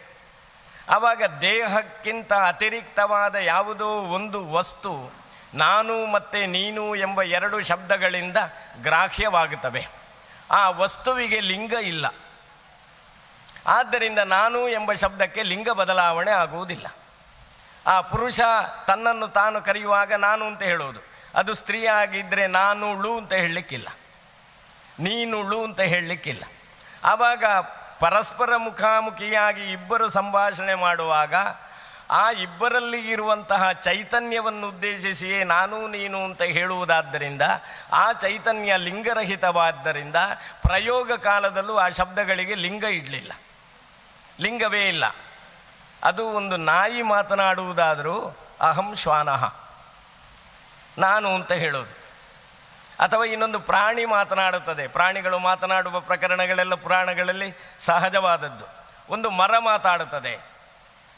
ಕನ್ನಡದಲ್ಲಿ ಅದು ನಪುಂಸಕಲಿಂಗ ಶಬ್ದ, ಸಂಸ್ಕೃತದಲ್ಲಿ ವೃಕ್ಷ ಅದು ಪುಲ್ಲಿಂಗ ಶಬ್ದ. ಅಹಂ ವೃಕ್ಷ ಅಂತಲೇ ಹೇಳುವುದು, ನಾನು ಮರವಾಗಿದ್ದೇನೆ. ಇದು ಯಾಕೆ ಹೀಗೆ ಇದೆ ಅಂದರೆ ಆ ಎರಡು ಶಬ್ದಗಳಿಂದ ಕರೆಯಲ್ಪಡುವುದು ಶುದ್ಧ ಚೈತನ್ಯ. ಆದ್ದರಿಂದ ಅವುಗಳಿಗೆ ಲಿಂಗ ಇಲ್ಲ. ಈ ರೀತಿಯ ವ್ಯವಸ್ಥೆ ಅಧ್ಯಾತ್ಮದಲ್ಲಿ ವೇದಾಂತದಲ್ಲಿ ಇರುವ ವ್ಯವಸ್ಥೆಯೇ ವ್ಯಾಕರಣದಲ್ಲೂ ಇದೆ. ಆ ರೀತಿಯಲ್ಲಿ ಅವಲೋಕಿಸಿದಾಗ ಈ ದೇಹದಲ್ಲಿ ನಾನು ಎಂಬ ಒಂದು ಪ್ರತ್ಯಯ ಇದೆ. ಅದು ಪ್ರತಿ ದೇಹದಲ್ಲಿರುವುದರಿಂದ ಅದನ್ನು ವೇದಾಂತಿಗಳು ಪ್ರತ್ಯಗಾತ್ಮ ಎಂಬುದಾಗಿ ಕರೆಯುತ್ತಾರೆ. ನಾವು ಅದನ್ನು ಜೀವ ಅಂತ ಹೇಳ್ತೇವೆ, ಪ್ರಾಣ ಅಂತ ಹೇಳ್ತೇವೆ.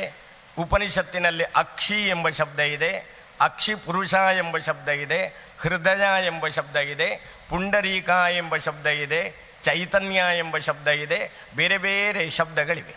ದೇವಿ ಭಾಗವತದ ಆರಂಭದ ಧ್ಯಾನ ಶ್ಲೋಕ, ಮಂಗಳಾಚರಣೆಯ ಶ್ಲೋಕ, ಸರ್ವ ಚೈತನ್ಯ ರೂಪಾಂ ತಾಂ ಆದ್ಯಾಂ ವಿದ್ಯಾಂಚ ಧೀಮಹಿ ಬುದ್ಧಿಂ ಯಾ ನಃ ಪ್ರಚೋದಯಾತ್. ಗಾಯತ್ರಿ ಛಂದಸ್ಸಿನಲ್ಲಿರುವಂತಹ ಶ್ಲೋಕ, ಅದು ಮಂತ್ರ ಅಲ್ಲ, ಶ್ಲೋಕ. ಆದರೆ ಅದು ಗಾಯತ್ರಿ ಛಂದಸ್ಸಿನಲ್ಲಿ ಶ್ಲೋಕವಾಗಿದ್ದರೂ ಕೂಡ ಮಂತ್ರದ ಸ್ವರೂಪದಲ್ಲಿದೆ. ಯಾಕೆ ಮಂತ್ರದ ಸ್ವರೂಪದಲ್ಲಿ ಇದೆ ಅಂದರೆ 3 ಪಾದಗಳಿವೆ. ಸರ್ವ ಚೈತನ್ಯ ರೂಪಾಂ ತಾಮಾದ್ಯಾಂ ವಿದ್ಯಾಂಚ ಧೀಮಹಿ ಬುದ್ಧಿಂ ಜ್ಞಾನಃ ಪ್ರಚೋದಯಾತ್. ವೇದದಲ್ಲಿ ತ್ರಿಪದ ಗಾಯತ್ರಿ ಛಂದಸ್ಸಿಗೆ 3 ಪಾದಗಳು, 24 ತ್ರಿಪದ ಗಾಯತ್ರಿ, 24 ಅಕ್ಷರಗಳಿದ್ದು 3 ಪಾದಗಳಿದ್ದರೆ ಮಂತ್ರಗತವಾದ ಛಂದಸ್ಸು. ಅದು ಲೌಕಿಕ ಶ್ಲೋಕ ರೂಪಕ್ಕೆ ಬರುವಾಗ ತ್ರಿಪದ ಗಾಯತ್ರಿ ಅಲ್ಲ, ಅದು ಚತುಷ್ಪದಿ ಗಾಯತ್ರಿ. 4 ಪಾದಗಳಿರಬೇಕು ಶ್ಲೋಕ ಆಗಬೇಕಾದ್ರೆ. ಆದ್ದರಿಂದ ಇಲ್ಲಿ ಶ್ಲೋಕ ರೂಪದ ಶ್ಲೋಕವೋ ಅಂತ ಕೇಳಿದರೆ ಅಲ್ಲ ಅಂತ ಹೇಳುವುದಕ್ಕಿಲ್ಲ. ತ್ರಿಪದ ಗಾಯತ್ರಿ ಆಗಿರುವುದರಿಂದ ಈ ಸಮಗ್ರ ದೇವಿ ಭಾಗವತ ಗಾಯತ್ರಿ ಮಂತ್ರವನ್ನು ವ್ಯಾಖ್ಯಾನಿಸ್ತದೆ. ಯಾಕೆ ಅಂದರೆ ಗ್ರಂಥಾರಂಭದಲ್ಲಿ ಗಾಯತ್ರಿ ಛಂದಸ್ಸಿನಲ್ಲಿ ದೇವಿಯನ್ನು ವ್ಯಾಸರು ಸ್ತುತಿಸಿದ್ದಾರೆ. ಇದು ಛಂದಸ್ಸು. ಈ ಛಂದಸ್ಸನ್ನು ಹೇಳ್ತಾ ಇರುವಾಗ ಮುಖವನ್ನು ಮುಟ್ಟಿಕೊಳ್ಳಬೇಕು. ಯಾಕೆ ಅಂದರೆ ಛಂದಸ್ಸು ಅಕ್ಷರಾತ್ಮಕವಾದದ್ದು, ಛಂದೋಕ್ಷರತ್ವಾತ್. ಆ ಅಕ್ಷರ ನಮ್ಮ ದೇಹದಲ್ಲಿ ಬರುವುದು ಮುಖದ ಮೂಲಕ. ಆವಾಗ ಯಾವುದೇ ಛಂದಸ್ಸಿರಲಿ, ಛಂದೋಮಯವಾದಂತಹ ರಚನೆಗಳು ಬರುವುದು ನಮ್ಮ ಬಾಯಿಯ ಮೂಲಕ. ಅದು ಬರಬೇಕಾದ್ರೆ ಮೊದಲು ಅನೇಕ ಪ್ರಕ್ರಿಯೆಗಳು ದೇಹದ ಒಳಗಡೆ ಆಗುತ್ತವೆ.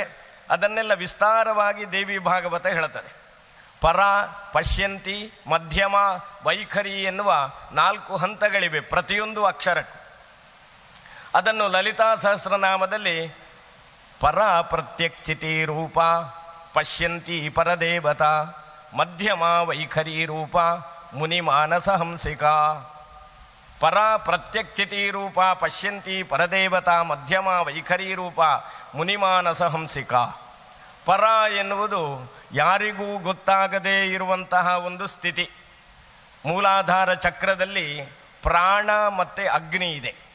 ವಾಯು ಮತ್ತು ಅಗ್ನಿ ಮೂಲಾಧಾರ ಚಕ್ರದಲ್ಲಿದೆ. ಅಲ್ಲಿ ವಾಯು ಅಗ್ನಿಗಳ ಸಂಯೋಗದಿಂದ ಹುಟ್ಟಿಕೊಳ್ಳುವುದು ನಾದ. ನಾದ ಎಂಬ ಶಬ್ದವನ್ನು ಸಂಗೀತ ರತ್ನಾಕರದಲ್ಲಿ ನಕಾರಂ ಪ್ರಾಣನಾಮಾನಂ ದಕಾರಂ ಅನಲಂ ವಿದುಃ ಜಾತಃ ಪ್ರಾಣಾಗ್ನಿ ಸಂಯೋಗಾತ್ ನಾದ ಇತ್ಯಭಿಧೀಯತೆ. ನಾದ ಎಂಬ ಶಬ್ದಕ್ಕೆ ಏನು ಅರ್ಥ, ಯಾವ ರೀತಿ ನಾದೋತ್ಪತ್ತಿ ಆಗುತ್ತದೆ ಅಂತ ಸಂಗೀತ ರತ್ನಾಕರ ಎಂಬ ಸಂಗೀತಶಾಸ್ತ್ರ ಗ್ರಂಥ, ನಿಶಂಕ ಶಾರ್ಂಗದೇವ ಎಂಬುವನು ಬರೆದ ಗ್ರಂಥ. ಅದರಲ್ಲಿ ನಾದ ಎಂಬ 2 ಅಕ್ಷರಗಳಿವೆ. ಅದರಲ್ಲಿ ನಕಾರ ಅಂದರೆ ವಾಯು, ನಕಾರಂ ಪ್ರಾಣನಾಮಾನಂ. ಇನ್ನು ದಕಾರ ಇದೆ ನಾದದಲ್ಲಿ, ದಕಾರಂ ಅನಲಂ ವಿದುಃ. ದಕಾರ ಅಂದರೆ ಅಗ್ನಿ. ಜಾತಃ ಪ್ರಾಣಾಗ್ನಿ ಸಂಯೋಗಾತ್. ಪ್ರಾಣ ಮತ್ತು ಅಗ್ನಿಗಳ ಸಂಯೋಗದಿಂದ, ವಾಯು ಮತ್ತು ಅಗ್ನಿಗಳ ಸಂಯೋಗದಿಂದ ಹುಟ್ಟಿಕೊಳ್ಳುವುದಾದ್ದರಿಂದ ಅದಕ್ಕೆ ನಾದ ಅಂತ ಹೆಸರು.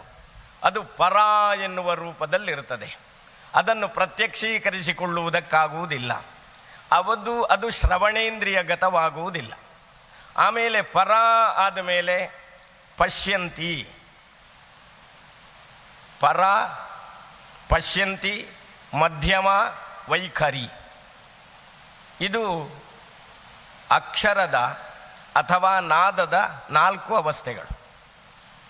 ಅದರಲ್ಲಿ ವೈಖರಿ ಶಕ್ತಿ ನಿಷ್ಪತ್ತಿ, ಮಧ್ಯಮ ಶ್ರುತಿಗೋಚರ, ದ್ಯೋತಿತಾರ್ಥಂತು ಪಶ್ಯಂತಿ, ಸೂಕ್ಷ್ಮವಾಕ್ ಅನಪಾಯಿನಿ ಎಂಬುದಾಗಿ ಹೇಳ್ತಾರೆ.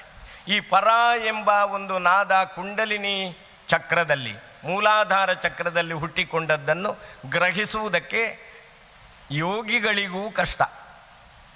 ದೀರ್ಘಕಾಲದ ಯೋಗಶಾಸ್ತ್ರ ನಿಷ್ಣಾತರಾದವರಿಗೆ ಗೊತ್ತಾಗಬಹುದು, ಸಾಮಾನ್ಯ ಯೋಗಿಗಳಿಗೂ ಅದು ಗೊತ್ತಾಗುವುದಿಲ್ಲ.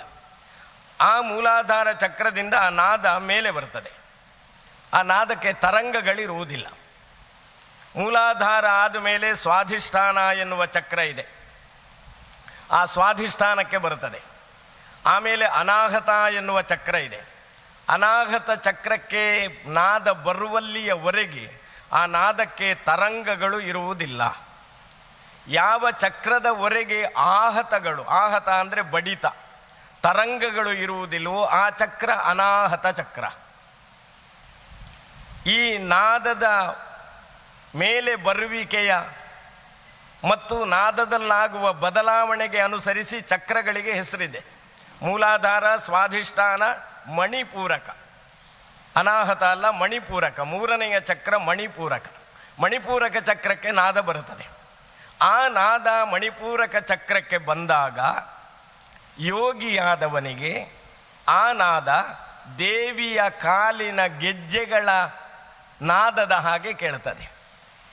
ದೇವಿಯ ಕಾಲಿನ ಗೆಜ್ಜೆಗಳಲ್ಲಿ ಮಣಿಗಳಿವೆ. ಕಾಲನ್ನಾಡಿಸಿದಾಗ ಕಾಲುಗಳಲ್ಲಿ ಧರಿಸಿದ ಮಣಿಗಳ ಶಬ್ದ ಬರುತ್ತದೆ. ಆ ಶಬ್ದಕ್ಕೆ ಸದೃಶವಾದ ಶಬ್ದವನ್ನು ಯೋಗಿಯಾದವನು ಕೇಳುತ್ತಾನೆ. ನಮಗೆ ಸಾಮಾನ್ಯರಿಗೆ ಗೊತ್ತಾಗುವುದಿಲ್ಲ. ಆದ್ದರಿಂದ ದೇವಿಯ ಕಾಲ್ಗೆಜ್ಜೆಗಳ ನಾದ ಯಾವ ಚಕ್ರದಲ್ಲಿ ಕೇಳುತ್ತದೆಯೋ ಆ ಚಕ್ರ ಮಣಿಪೂರಕ ಚಕ್ರ. ಮೂಲಾಧಾರಕ್ಕೆ ಬಂತು, ಹುಟ್ಟಿತು, ಅಲ್ಲಿಂದ ಸ್ವಾಧಿಷ್ಠಾನಕ್ಕೆ ಬಂತು, ಅಲ್ಲಿಂದ ಮಣಿಪೂರಕ ಚಕ್ರಕ್ಕೆ ಬಂತು, ಅಲ್ಲಿಂದ ಅನಾಹತ ಚಕ್ರಕ್ಕೆ ಬಂತು. ಈ ಅನಾಹತ ಚಕ್ರಕ್ಕೆ ಬರುವಲ್ಲಿಯವರೆಗೆ ಅದು ಆಹತವಾಗುವುದಿಲ್ಲ, ತರಂಗಗಳಿರುವುದಿಲ್ಲ. ಅನಾಹತ ಚಕ್ರವನ್ನು ಆ ನಾದ ದಾಟಿದ ತಕ್ಷಣ ಆ ನಾದಕ್ಕೆ ಬಡಿತಗಳುಂಟಾಗುತ್ತವೆ, ತರಂಗಗಳುಂಟಾಗುತ್ತವೆ. ಹೀಗೆ ತರಂಗ ಸಹಿತವಾಗಿ ಆ ನಾದ ಮೇಲೆ ಬರುತ್ತದೆ. ಮೂಲಾಧಾರ, ಸ್ವಾಧಿಷ್ಠಾನ, ಮಣಿಪೂರಕ, ಅನಾಹತ. ಆಮೇಲೆ ವಿಶುದ್ಧಿ ಎನ್ನುವ ಚಕ್ರಕ್ಕೆ ಬರ್ತದೆ. ಅದು ಕಂಠಸ್ಥಾನದಲ್ಲಿರುವಂತಹ ಚಕ್ರ. ವಿಶುದ್ಧಿಗೆ ಬಂದಾಗ ಈ ನಾದ ಪರಿಶುದ್ಧ ನಾದವಾಗುತ್ತದೆ. ಪರಿಶುದ್ಧವಾಗಿ ವಿಶುದ್ಧಿ ಚಕ್ರದಿಂದ ಹೊರಗಡೆ ಬಂದು ನಮ್ಮ ಬಾಯಿಗೆ ಬರುತ್ತದೆ. ಬಾಯಿಯಲ್ಲಿ ಅಂಗಗಳಿವೆ. ಆ ಅಂಗಗಳ ಪರಸ್ಪರ ಸಂಘಾತದಿಂದ ಇನ್ನೊಬ್ಬರ ಕಿವಿಗೆ ಕೇಳುವ ಶಬ್ದವಾಗಿ ಪರಿಣಮಿಸ್ತದೆ. ಆವಾಗ ಮುಖದಲ್ಲಿರುವ ಅಂದರೆ ಬಾಯಿಯಲ್ಲಿರುವ ಅಂಗಾಂಗಗಳ ಘರ್ಷಣೆಯ ಶಕ್ತಿಯಿಂದ ಹುಟ್ಟುವ ಶಬ್ದಕ್ಕೆ ವೈಖರಿ ಅಂತ ಹೆಸರು. ವೈಖರಿ ಶಕ್ತಿ ನಿಷ್ಪನ್ನ. ಅದಕ್ಕಿಂತ ಮೊದಲು ಮಧ್ಯಮ. ಮಧ್ಯಮ ಎನ್ನುವುದು ಯೋಗಶಾಸ್ತ್ರ, ಯೋಗ ಸಾಧನೆ ಮಾಡಿದವರಿಗೆ ಅನುಭವಕ್ಕೆ ಬರುತ್ತದೆ. ಮಧ್ಯಮ ಶ್ರುತಿಗೋಚರ ದ್ಯೋತಿತಾರ್ಥಂತು ಪಶ್ಯಂತಿ. ಅದಕ್ಕಿಂತ ಮೊದಲಿನ ಪಶ್ಯಂತಿ ಎನ್ನುವುದು ಅದರ ಅರ್ಥವನ್ನು ಪಶ್ಯಂತಿ ಎಂಬ ಶಬ್ದಾರ್ಥಕ್ಕೆ ಅನುಸರಿಸಿ ಅದರ ನಾದವನ್ನು ಅನುಸಂಧಾನ ಮಾಡುವುದಕ್ಕೆ ಯೋಗಿಗೆ ಸಾಧ್ಯ ಆಗ್ತದೆ. ಆದ್ದರಿಂದ ದ್ಯೋತಿತಾರ್ಥಂತು ಪಶ್ಯಂತಿ.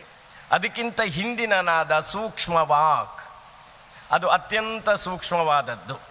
ಹೀಗೆ ನಾದ ಮೂಲಾಧಾರದಲ್ಲಿ ಹುಟ್ಟಿ ಕಂಠವನ್ನು ದಾಟಿ ಮುಖಕ್ಕೆ ಬರುತ್ತದೆ, ಬಾಯಿಗೆ ಬರುತ್ತದೆ.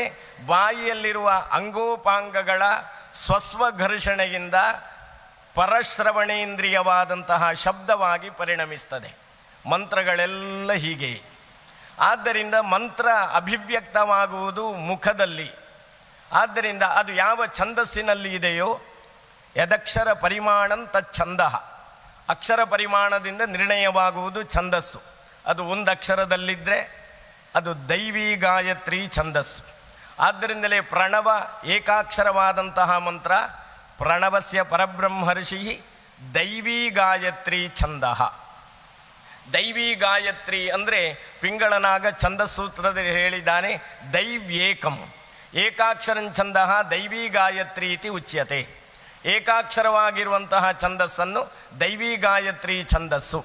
ಒಂದು ಅಕ್ಷರ ಇದ್ದರೆ ಸಾಕು, ಅದೊಂದು ಛಂದಸ್ಸು. ಯಾವ ಛಂದಸ್ಸು ಅಂತ ಕೇಳಿದರೆ ದೈವಿ ಗಾಯತ್ರಿ. ಛಂದಸ್ಸಿನಲ್ಲಿ ಲೌಕಿಕ ಶ್ಲೋಕ ರೂಪದ ಛಂದಸ್ಸುಗಳ ವ್ಯವಸ್ಥೆ ಬೇರೆ, ಮಂತ್ರಗಳ ಛಂದಸ್ಸುಗಳ ವ್ಯವಸ್ಥೆ ಬೇರೆ. ಆದ್ದರಿಂದ ಛಂದಸ್ಸುಗಳಲ್ಲಿ ಪ್ರಧಾನವಾಗಿ ಲೌಕಿಕ ಛಂದಸ್ಸು, ವೈದಿಕ ಛಂದಸ್ಸು ಅಂತ ಎರಡು ವಿಭಾಗ ಇದೆ. ಇದು ದೈವ್ಯೇಕಂ ಏಕಾಕ್ಷರಂ ಛಂದ ದೈವೀ ಗಾಯತ್ರಿ ಇತಿ ಉಚ್ಯತೆ ಎನ್ನುವುದು ವೈದಿಕ ಛಂದಸ್ಸು. 24 ಅಕ್ಷರಗಳಿದ್ದರೆ ಗಾಯತ್ರಿ ಛಂದಸ್ಸು ಎನ್ನುವುದು ಲೌಕಿಕ ಛಂದಸ್ಸು. ತ್ರಿಪಾದಾತ್ಮಕವಾದದ್ದು ಗಾಯತ್ರಿ ಛಂದಸ್ಸು ಎನ್ನುವುದು ವೈದಿಕ ಛಂದಸ್ಸು. 4 ಪಾದಗಳಿದ್ದರೆ ಗಾಯತ್ರಿ ಛಂದಸ್ಸು 24 ಅಕ್ಷರಗಳದ್ದು, ಅದು ಲೌಕಿಕ ಛಂದಸ್ಸು. ಲೌಕಿಕ ಛಂದಸ್ಸಿನಲ್ಲಿ 27 ಛಂದಸ್ಸುಗಳಿವೆ. ಉಕ್ತಾತ್ಯುಕ್ತ ತಥಾ ಮಧ್ಯ ಪ್ರತಿಷ್ಠಾನ್ಯಾಸ ಪೂರ್ವಿಕ ಗಾಯತೃಷ್ಣಿಗನುಷ್ಟುಪ್ಚ ಬೃಹತಿ ಪಂಕ್ತಿರೇವಚ ತ್ರಿಷ್ಟುಪ್ಚ ಜಗತಿ ಚೈವ ತಥಾತಿ ಜಗತಿ ಮತ ಶಕ್ವರಿ ಸಾತಿ ಪೂರ್ವಾ ಸ್ಯಾತ್ ಅಷ್ಟತ್ಯಷ್ಟಿ ತತಸ್ಮೃತೆ ಧೃತಿಶ್ಚಾತಿ ಧೃತಿಶ್ಚೈವ ಕೃತಿ ಪ್ರಕೃತಿರಾಕೃತಿ ವಿಕೃತಿ ಸಂಕೃತಿಶ್ಚೈವ ತಥಾ ಅತಿರುತಿ ಉತ್ಕೃತಿ. ಉತ್ಕೃತಿ ಎನ್ನುವುದು 27ನೆಯ ಛಂದಸ್ಸು. ಉಕ್ತ ಎನ್ನುವುದು 1ನೆಯ ಛಂದಸ್ಸು. ಏನು ವ್ಯತ್ಯಾಸ ಅಂದರೆ 1ನೆಯ ಛಂದಸ್ಸಿನಲ್ಲಿ ಒಂದೊಂದು ಅಕ್ಷರಗಳ 4 ಪಾದಗಳು, 2ನೆಯ ಛಂದಸ್ಸಿನಲ್ಲಿ 2 ಅಕ್ಷರಗಳ 4 ಪಾದಗಳು, 27ನೆಯ ಛಂದಸ್ಸಿನಲ್ಲಿ 27 ಅಕ್ಷರಗಳ 4 ಪಾದಗಳು. ಅದರಲ್ಲಿ 8ನೆಯ ಛಂದಸ್ಸು ಅನುಷ್ಠುಪ್ ಛಂದಸ್ಸು, ಒಂದೊಂದು ಪಾದಗಳಲ್ಲಿ 8 ಅಕ್ಷರಗಳು, 8 4 32. ಲೌಕಿಕವಾಗಿ ಗಾಯತ್ರಿ ಛಂದಸ್ಸು 6ನೆಯದ್ದು, 6 ಅಕ್ಷರಗಳ 4 ಪಾದಗಳು, 6 4 24 ಅಕ್ಷರಗಳು. ಹೀಗೆ ಇದೆಲ್ಲ ಅಕ್ಷರಗಳ ಸಂಖ್ಯೆಯಿಂದ ಮತ್ತು ಅಕ್ಷರಗಳನ್ನು ಉಚ್ಚರಿಸುವ ಕಾಲದ ವ್ಯವಸ್ಥೆಯಿಂದ ನಿರ್ಣಯ ಆಗುತ್ತದೆ. ಕಾಲದ ವ್ಯವಸ್ಥೆಯಿಂದ ನಿರ್ಣಯ ಆಗುವ ಛಂದಸ್ಸನ್ನು ಮಾತ್ರಾ ಛಂದಸ್ಸುಗಳು ಅಂತ ಕರೀತಾರೆ. ಒಂದು ಅಕ್ಷರವನ್ನು ಉಚ್ಚರಿಸುವುದಕ್ಕೆ ಎಷ್ಟು ಕಾಲ ಬೇಕು? ಗುರು ಲಘುಗಳ ನಿರ್ಣಯದ ಮೇಲೆ ಛಂದೋ ನಿರ್ಣಯ. ಉಳಿದದ್ದೆಲ್ಲ ಆ ಛಂದಸ್ಸುಗಳಲ್ಲಿ ಮತ್ತೆ ವೃತ್ತಗಳಾಗುತ್ತವೆ. ನಾವು ಶಿಖರಣಿ ವೃತ್ತವನ್ನು ಕೇಳಿದ್ದೇವೆ. ಆ ವೃತ್ತಗಳಿಗೆಲ್ಲ ಮತ್ತೆ ವಿಶೇಷವಾದ ಅರ್ಥ ಇದೆ. ಉದಾಹರಣೆಗೆ ಒಂದು ನೋಡೋಣ. ಮಂದಾಕ್ರಾಂತ ಎನ್ನುವ ಒಂದು ವೃತ್ತ ಇದೆ. ಅತ್ಯಂತ ಪ್ರಸಿದ್ಧವಾದ ಮೇಘ ಸಂದೇಶ ಕಾವ್ಯ ಬರೆಯಲ್ಪಟ್ಟದ್ದು ಮಂದಾಕ್ರಾಂತ ಎಂಬ ವೃತ್ತದಲ್ಲಿ. ಆ ಮಂದಾಕ್ರಾಂತ ಎನ್ನುವ ವೃತ್ತಕ್ಕೆ ಯಾವ ಸಾಮರ್ಥ್ಯ ಇದೆ ಅಂದರೆ ವಿರಹ ವೇದನೆಯನ್ನು ಅತ್ಯಂತ ಸ್ಫುಟವಾಗಿ ಪ್ರತಿಬಿಂಬಿಸುವ ಶಕ್ತಿ ಇದೆ. ಶಿಖರಿಣಿ ವೃತ್ತ ಅಂತ ಒಂದಿದೆ, ಅದಕ್ಕೆ ಸೌಂದರ್ಯವನ್ನು ಅತ್ಯಂತ ಸಮರ್ಥವಾಗಿ ಪ್ರತಿಬಿಂಬಿಸುವ ಶಕ್ತಿ ಇದೆ. ಆದ್ದರಿಂದಲೇ ದೇವಿಯ ಸೌಂದರ್ಯವನ್ನು ವರ್ಣಿಸುವ ಸೌಂದರ್ಯ ಲಹರಿ ಎಂಬ ಸ್ತೋತ್ರವನ್ನು ಆಚಾರ್ಯ ಶಂಕರ ಭಗವತ್ಪಾದರು ಶಿಖರಿಣಿ ವೃತ್ತದಲ್ಲಿ ಬರೆದಿದ್ದಾರೆ. ಈ ಶಿಖರಿಣಿ ವೃತ್ತದಲ್ಲಿ ದೇವಿಯ ಛಂದಸ್ಸ ಸೌಂದರ್ಯ ಮಾತ್ರ ಅಲ್ಲ, ಸ್ಕಂದಲಹರಿ ಅಂತ ಒಂದಿದೆ, ಅದು ಶಿಖರಿಣಿ ವೃತ್ತದಲ್ಲಿದೆ. ಶಿಖರಿಣಿ ವೃತ್ತಕ್ಕೆ ಸೌಂದರ್ಯವನ್ನು ಅಭಿವ್ಯಕ್ತಗೊಳಿಸುವ ಶಕ್ತಿ ಇದೆ. ಮಂದಾಕ್ರಾಂತ ವೃತ್ತಕ್ಕೆ ವಿರಹವನ್ನು ಪ್ರಕಟಿಸುವ ಶಕ್ತಿ ಇದೆ. ಕಶ್ಚಿತ್ ಕಾಂತ ವಿರಹ ಗರುಣ ಸ್ವಾಧಿಕಾರಾತ್ ಪ್ರಮತ್ತಃ ಶಾಪೇನಾಸ್ತಂಗಮಿತ ಮಹಿಮಾ ವರ್ಷಭೋಗ್ಯೇಣ ಭರ್ತು ಯಕ್ಷಶ್ಚಕ್ರೆ ಜನಕತನಯ ಸ್ನಾನ ಪುಣ್ಯೋದಕೇಶು ಸ್ನಿಗ್ಧಛಾಯಾ ತರುಷು ವಸತಿಂ ರಾಮಗಿರಿಯಾಶ್ರಮೇಶು. ಯಾವನೋ ಒಬ್ಬ ಯಕ್ಷ ಮಾಡಿದ ಯಾವುದೋ ಅಪರಾಧಕ್ಕೆ ಯಕ್ಷಾಧಿಪತಿಯಾದ ಕುಬೇರನಿಂದ ರಾಜ್ಯಭ್ರಷ್ಟತೆಯನ್ನು 1 ವರ್ಷಗಳ ಕಾಲ ಅನುಭವಿಸುವ ಶಿಕ್ಷೆಯನ್ನು ಪಡೆದು ಯಕ್ಷಲೋಕವಾದ ಅಲಕಾವತಿಯಲ್ಲಿ ತನ್ನ ಮನೆಯನ್ನು ತನ್ನ ಪತ್ನಿಯನ್ನು ಬಿಟ್ಟು ಅನಂತರ ಅಲ್ಲಿಂದ ಹೊರಗೆ ಬಂದು ಉಜ್ಜಯಿನಿ ದಾಟಿದ ನಂತರ ಸಿಗುವ ರಾಮಗಿರಿ ಎನ್ನುವ ಪರ್ವತ ಪ್ರದೇಶದಲ್ಲಿ ವಾಸಿಸ್ತಾನೆ. ಈಗ ನಾವು ಅನುಭವಿಸ್ತಾ ಇರುವ ಕಾಲ ಬರ್ತದೆ, ಅಲ್ಲಿ ಆಷಾಢ ಮಾಸ ಬರ್ತದೆ. ಆಷಾಢ ಮಾಸದಲ್ಲಿ ಮೇಘಗಳು ಸಾಂದ್ರವಾಗಿ ಆಕಾಶದಲ್ಲಿ ಸಂಚರಿಸ್ತಾ ಇರ್ತವೆ. ಮೇಘದ ದರ್ಶನ ಎನ್ನುವುದು ವಿರಹವನ್ನು ಮತ್ತೆ ಉದ್ದೀಪನಗೊಳಿಸುವ ಒಂದು ಭಾವ ಅದರಲ್ಲಿದೆ. ಈ ಮೇಘವನ್ನೆಲ್ಲ ನೋಡ್ತಾ ಇದ್ದ ಹಾಗೆ ಅವನಿಗೆ ಹೆಂಡತಿಯ ನೆನಪಾಗುತ್ತದೆ. ಹೆಂಡತಿಯ ನೆನಪಾಗಿ ವಿರಹ ಹೆಚ್ಚಾಗುತ್ತದೆ. ವಿರಹ ಹೆಚ್ಚಾದಾಗ ಯಾವುದಕ್ಕೆ ಯಾವ ಲಕ್ಷಣ, ಯಾವುದಕ್ಕೆ ಯಾವ ಸಾಮರ್ಥ್ಯ ಉಂಟು ಎನ್ನುವ ಚೇತನ ಚಿಂತೆ ಬಿಟ್ಟು ಹೋಗುತ್ತದೆ. ಆದ್ದರಿಂದ ನಿಶ್ಚಲವಾಗಿರುವ, ಅಂದರೆ ವಾಕ್ ಸಾಮರ್ಥ್ಯ ಇಲ್ಲದೇ ಇರುವ, ಶ್ರವಣ ಸಾಮರ್ಥ್ಯ ಇಲ್ಲದೇ ಇರುವ ಮೋಡವನ್ನು ಕರೆದು ನೀನು ಹೋಗ್ತಾ ಇರುವ ದಾರಿ ನೋಡಿದರೆ ನೀನು ಅಲಕಾವತಿಗೆ ಹೋಗ್ತಾ ಇರುವ ಹಾಗೆ ಕಂಡಿದೆ, ನೀನು ಅಲಕಾವತಿಗೆ ಹೋಗಬೇಕು, ಅಲ್ಲಿ ನನ್ನ ಹೆಂಡತಿಗೆ ನನ್ನ ಕ್ಷೇಮ ಸಮಾಚಾರವನ್ನು ತಿಳಿಸಬೇಕು. ಹಾಗೆ ಇವ ಹೋಗುವ ದಾರಿ ಹೇಳ್ತಾನೆ, ಇವನ ವಿರಹಾವಸ್ಥೆಗಳನ್ನೆಲ್ಲ ಹೇಳ್ತಾನೆ. ಹಾಗೆ 100 ಶ್ಲೋಕಗಳಲ್ಲಿ ಮೇಘಕ್ಕೆ ಹೇಳಿ ಕಳುಹಿಸ್ತಾನೆ. ಆಮೇಲೆ ಉತ್ತರ ಮೇಘ ಅಂತ ಇದೆ, ಅಲ್ಲಿಂದ ಬರುವ ಉತ್ತರ. ಚಿತ್ರಲೇಖ ಅಂತ ಅವನ ಹೆಂಡತಿಯ ಹೆಸರು ಅಂತ ಕುಣಿಗಲ್ ರಾಮಶಾಸ್ತ್ರಿಗಳು ಬರೆದ ಪ್ರತಿ ಮೇಘ ಸಂದೇಶ ಎನ್ನುವ ಕಾವ್ಯದಲ್ಲಿದೆ. ಅದು ಯಾವುದೋ ಒಂದು ಪುರಾಣದಲ್ಲಿ ಆ ಕಥೆ ಇರಬೇಕು. ಇಲ್ಲದೇ ಇದ್ದರೆ ಈ ಯಕ್ಷನ ಪತ್ನಿಯ ಹೆಸರು ದೊರೆಯುವುದಕ್ಕೆ ಸಾಧ್ಯ ಇಲ್ಲ. ಪ್ರತಿಮೇಘ ಸಂದೇಶ ಅಂತ ಕಾಳಿದಾಸನ ಮೇಘ ಸಂದೇಶಕ್ಕೆ ಪ್ರತಿಯಾಗಿ ಪ್ರತಿಮೇಘ ಸಂದೇಶ ಅಂತ ಒಂದು ಕಾವ್ಯ ಇದೆ. ಅದನ್ನು ಮಹಾಮಹೋಪಾಧ್ಯಾಯ ಕುಣಿಗಲ್ ರಾಮಶಾಸ್ತ್ರಿಗಳು ಬರೆದದ್ದು. ಕಾಳಿದಾಸನ ಕಾವ್ಯದಷ್ಟೇ ಪ್ರಬುದ್ಧವಾಗಿದೆ. ಇದು ವಿರಹವನ್ನು ಪ್ರಕಟಿಸುವುದಕ್ಕೆ ಮಂದಾಕ್ರಾಂತ ವೃತ್ತ. ಇಡೀ ಈ ಪ್ರಕರಣವನ್ನು ಕನ್ನಡದ ಕವಿ ಒಂದು ಪದ್ಯದಲ್ಲಿ ಹೇಳಿದ್ದಾನೆ. ಆರಾಮಗಿರಿಯ ಆರಾಮದಿಂದ ಆ ಅಲಕಗಿರಿಯವರೆಗೆ ಸಂಚರಿಸಿ ಬಂದೆ ಸಂತೈಸಿ ತಂದೆ ರಸ ಕಾವ್ಯಧಾರೆ ಧರೆಗೆ. ಆರಾಮಗಿರಿಯ ಆರಾಮದಿಂದ, ಆರಾಮಗಿರಿ ಅಂದರೆ ಆರಾಮದಿಂದ ಇರುವ ಗಿರಿ ಅಂತಲ್ಲ, ಆ ರಾಮಗಿರಿಯ, ರಾಮಗಿರಿ ಅಂತ ಪರ್ವತದ ಹೆಸರು. ಆ ರಾಮಗಿರಿಯ ಆರಾಮದಿಂದ, ಅಲ್ಲಿದ್ದ ಉದ್ಯಾನವನದಿಂದ, ಆರಾಮಗಿರಿಯ ಆರಾಮದಿಂದ ಆ ಅಲಕಗಿರಿಯವರೆಗೆ. ಅಲಕಾವತಿ ಎನ್ನುವಂತಹದ್ದು ಕೈಲಾಸದ ಉತ್ತರ ದಿಕ್ಕಿನಲ್ಲಿರುವ ಕುಬೇರನ ರಾಜಧಾನಿ. ಅಲ್ಲಿಯವರೆಗೆ ಸಂಚರಿಸಿ ಬಂದೆ ಸಂತೈಸಿ ತಂದೆ ರಸ ಕಾವ್ಯಧಾರೆ ಧರೆಗೆ. ಇಡೀ ಮೇಘ ಸಂದೇಶವನ್ನು ಒಂದು ಪದ್ಯದಲ್ಲಿ, ವಿವರಗಳೇನಿಲ್ಲ, ಆದರೆ ಆ ಪದ್ಯಕ್ಕೆ ಆ ಸಾಮರ್ಥ್ಯ ಇದೆ. ಆ ರಾಮಗಿರಿಯ ಆರಾಮದಿಂದ ಆ ಅಲಕಗಿರಿಯವರೆಗೆ ಸಂಚರಿಸಿ ಬಂದೆ ಸಂತೈಸಿ ತಂದೆ ರಸ ಕಾವ್ಯಧಾರೆ ಧರೆಗೆ. ಇಡೀ ಮೇಘ ಸಂದೇಶದ ಒಂದು ಲಕ್ಷಣ ಆ ಒಂದು ಪದ್ಯದಲ್ಲಿದೆ. ಹೀಗೆ ಛಂದಸ್ಸುಗಳಿಗೆ ಅಂತಹ ಶಕ್ತಿಗಳಿವೆ, ವೃತ್ತಗಳಿಗೆ ಅಂತಹ ಶಕ್ತಿಗಳಿವೆ. ಆದ್ದರಿಂದ ಛಂದಸ್ಸು ಎನ್ನುವುದು ಮಂತ್ರದಲ್ಲಿ ಅತ್ಯಂತ ಪ್ರಧಾನವಾದದ್ದು. ಅದು ಮುಖೋದ್ಗೀತವಾಗುವುದರಿಂದ ಛಂದಸ್ಸಿನ ನಾಮವನ್ನು ಹೇಳ್ತಾ ಮುಖವನ್ನು ಸ್ಪರ್ಶಿಸಬೇಕು. ಋಷಿರ್ಗುರುತ್ವಾತ್ ಶಿರಸೈವ ಧಾರ್ಯ ಛಂದಃ ಅಕ್ಷರತ್ವಾತ್ ರಸನಾಗತಂ ಸ್ಯಾತ್ ಧಿಯಾ ಅವಗಂತತಯ ಸದೈವ ಮನುಪ್ರತಿಷ್ಠಾ ಹೃದಯ ದೇವತಾ ಚ. ಆಮೇಲೆ ಆ ಮಂತ್ರದ ದೇವತೆ, ಆ ಮಂತ್ರದ ದೇವತೆಯನ್ನು ತಿಳಿದುಕೊಳ್ಳುವುದು ಬುದ್ಧಿಶಕ್ತಿಯಿಂದ. ಧಿಯಾ ಅವಗಂತವ್ಯತಯ. ಆಮೇಲೆ ಮಂತ್ರ ಇರುವುದು ಆತ್ಮಸ್ಥಾನದಲ್ಲಿ. ಮಂತ್ರದ ದೇವತೆಯ ಸ್ಥಾನ ನಮ್ಮ ದೇಹದಲ್ಲಿ ಎಲ್ಲಿ ಅಂದರೆ ಅದು ನಾರಾಯಣ ಸೂಕ್ತದಲ್ಲಿ ಹೇಳಿದ್ದಾರೆ. ಹೃದಯದಲ್ಲಿ ಒಂದು ಕಮಲ ಇದೆ, ಆ ಕಮಲದಲ್ಲೊಂದು ಜ್ಯೋತಿ ಇದೆ. ಆ ಜ್ಯೋತಿ ನೀವಾರ ಧಾನ್ಯದ ಹಾಗೆ ಹೊಳೆಯುತ್ತಾ ಇದೆ. ನೀವಾರ ಶೂಕವತ್ ತನ್ವಿ ಪೀತಾಭಾಸ್ಯತ್ಯಣೂಪಮ ತಸ್ಯಾ ಶಿಖಾಯ ಮಧ್ಯೆ ಪರಮಾತ್ಮ ವ್ಯವಸ್ಥಿತ. ಇದು ನಾರಾಯಣ ಸೂಕ್ತದಲ್ಲಿ ಆತ್ಮತತ್ವ ಎಲ್ಲಿ ಇದೆ ಅಂತ ಹೇಳೋದು. ಅದು ಹೃದಯದಲ್ಲಿರುವುದರಿಂದ ದೇವತೆಯನ್ನು ಹೇಳ್ತಾ ಹೃದಯವನ್ನು ಮುಟ್ಟಿಕೊಳ್ಳಬೇಕು. ಇದಕ್ಕೆ ಋಷಿ, ಛಂದಸ್ಸು, ದೇವತಾನ್ಯಾಸ ಅಂತ ಹೆಸರು. ಅಷ್ಟು ಮಾಡಿಕೊಳ್ಳುವಾಗ ಇಷ್ಟು ಗೊತ್ತಿದ್ದರೆ ಮಂತ್ರಾನುಷ್ಠಾನ ಆದಷ್ಟು ಬೇಗ ಸಿದ್ಧಿ ಆಗ್ತದೆ. ಇದಿಲ್ಲ, ನಾವು ಆಚಮನ ಮಾಡುವಾಗ ಹೇಳ್ತೇವೆ 6 ಸಲ ನೀರು ಕುಡಿ. 6 ಸಲ ನೀರು ಕುಡಿದ್ರೆ ಆಚಮನ ಆಗುವುದಿಲ್ಲ. ಅದಕ್ಕೆ ಮಂತ್ರ ಬೇಕು, ಮಂತ್ರ ಹೇಳಬೇಕು.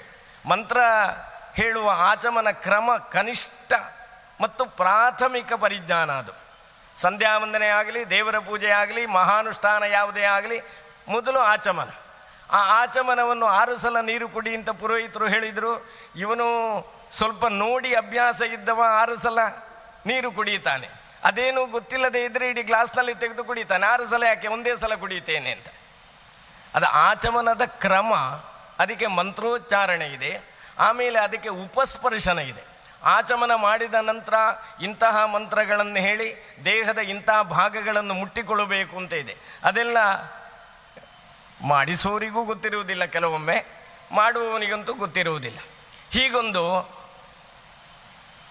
ವ್ಯವಸ್ಥೆಯನ್ನು ಪ್ರಾಚೀನರಿಟ್ಟಿದ್ದಾರೆ. ಹೀಗೆ ನ್ಯಾಸ ಮಾಡಬೇಕು. ನ್ಯಾಸ ಮಾಡುವಾಗ ಆ ನ್ಯಾಸ ಯಾಕೆ ಮಾಡ್ತಾ ಇದ್ದೇನೆ ಅಂತ ಗೊತ್ತಾದರೆ, ನ್ಯಾಸ ಮಾಡಿದ್ದರ ತತ್ವ ಅನುಸಂಧಾನಕ್ಕೆ ದೊರೆತರೆ ಮಂತ್ರಾರ್ಥವು ಸಿದ್ಧಿಸ್ತದೆ. ಯಾಕೆಂದರೆ ಅದೆಲ್ಲ ಮಂತ್ರದ ಅಂಗಗಳು. ವಿವರವಾಗಿ ದೇವಿ ಭಾಗವತದಲ್ಲಿ ಆ ಕ್ರಮವನ್ನೆಲ್ಲ ಹೇಳಿದ್ದಾರೆ. ಹಾಗೆ ಇನ್ನು ಹೃದಯ ಪ್ರತಿಷ್ಠಾ ಮನು ದೇವತಾಚ. ಮನು ಅಂದರೆ ಮಂತ್ರ. ಮಂತ್ರಶಾಸ್ತ್ರದಲ್ಲಿ 3 ಶಬ್ದಗಳು ಅತ್ಯಂತ ವಿಶಿಷ್ಟವಾದ ಶಬ್ದಗಳಿವೆ. 3 ಅಲ್ಲ 4 ಶಬ್ದಗಳು. ಒಂದು ಅರ್ಣ, ಇನ್ನೊಂದು ಪುಸ್ತ, ಮತ್ತೊಂದು ಮನು, ಮತ್ತೊಂದು ಬಾಹ. ಇದು ಯಾವ ಅರ್ಥದಲ್ಲಿ ಇದೆ ಅಂದರೆ, ಅರ್ಣ ಎಂಬ ಶಬ್ದ ಅಕ್ಷರ ಎಂಬ ಅರ್ಥದಲ್ಲಿದೆ. ಪುಸ್ತ ಎನ್ನುವ ಶಬ್ದ ಪುಸ್ತಕ ಎಂಬ ಅರ್ಥದಲ್ಲಿದೆ. ಮನು ಎಂಬ ಶಬ್ದ ಮಂತ್ರ ಎಂಬ ಅರ್ಥದಲ್ಲಿದೆ. ಬಾಹ ಎನ್ನುವ ಶಬ್ದ ಬಾಹು ಎನ್ನುವ ಅರ್ಥದಲ್ಲಿದೆ. ಇದು ಮಂತ್ರಶಾಸ್ತ್ರದಲ್ಲಿ ಮಾತ್ರ ಈ ಶಬ್ದಗಳಿಗೆ ಈ ಅರ್ಥಗಳಿರುವುದು. ಗಾಯತ್ರಿಯ ಧ್ಯಾನದಲ್ಲಿ ಅರ್ಣ ಎನ್ನುವ ಶಬ್ದ ಇದೆ. ಮಂದಾರಾಹ್ವಯ ರೋಚನಾಂಜನ ಜಪ ಮುಖೈಕಾಭೈ ಅಲ್ಲಿ ಅರ್ಣ ಎನ್ನುವ ಶಬ್ದ ಇದೆ. ಅರ್ಣ ಅಂದರೆ ಅಕ್ಷರ ಅಂತ ಅರ್ಥ. ಈ ರೀತಿಯಲ್ಲಿ ಋಷಿ, ಛಂದಸ್ಸು, ದೇವತೆ, ಆಮೇಲೆ ನ್ಯಾಸ, ಅದು ಕರ ಮತ್ತು ಕರನ್ಯಾಸ, ಅಂಗನ್ಯಾಸ ಅಂತ 2 ವಿಭಾಗ. ಆಮೇಲೆ ಮಂತ್ರದ ಧ್ಯಾನವನ್ನು ಹೇಳಿ ಮಂತ್ರದ ಜಪ. ಇದು ಅನುಷ್ಠಾನದ ವಿಧಾನ. ಹೀಗೆ ಪ್ರತಿಯೊಂದು ಮಂತ್ರಕ್ಕೂ ಇರುವ ಋಷಿ, ಛಂದಸ್ಸು, ದೇವತೆಗಳನ್ನು, ನ್ಯಾಸವನ್ನು, ಧ್ಯಾನವನ್ನು ಮಾಡಿದ ನಂತರ ಉಪಾಂಶವಾಗಿ ಮಂತ್ರ ಜಪ ಮಾಡಿದರೆ ಆ ಮಂತ್ರ ಅನುಗ್ರಹ ಮಾಡುತ್ತದೆ. ಉಪಾಂಶು ಜಪ ಅಂದರೆ ತುಟಿ ಅಲ್ಲಾಡಿಸದೆ, ಬಾಯಿ ತೆರೆಯದೆ ಮಂತ್ರವನ್ನು ಉಚ್ಚರಿಸುವುದು. ಅದು ಅತ್ಯಂತ ಉತ್ತಮವಾದ ಜಪ.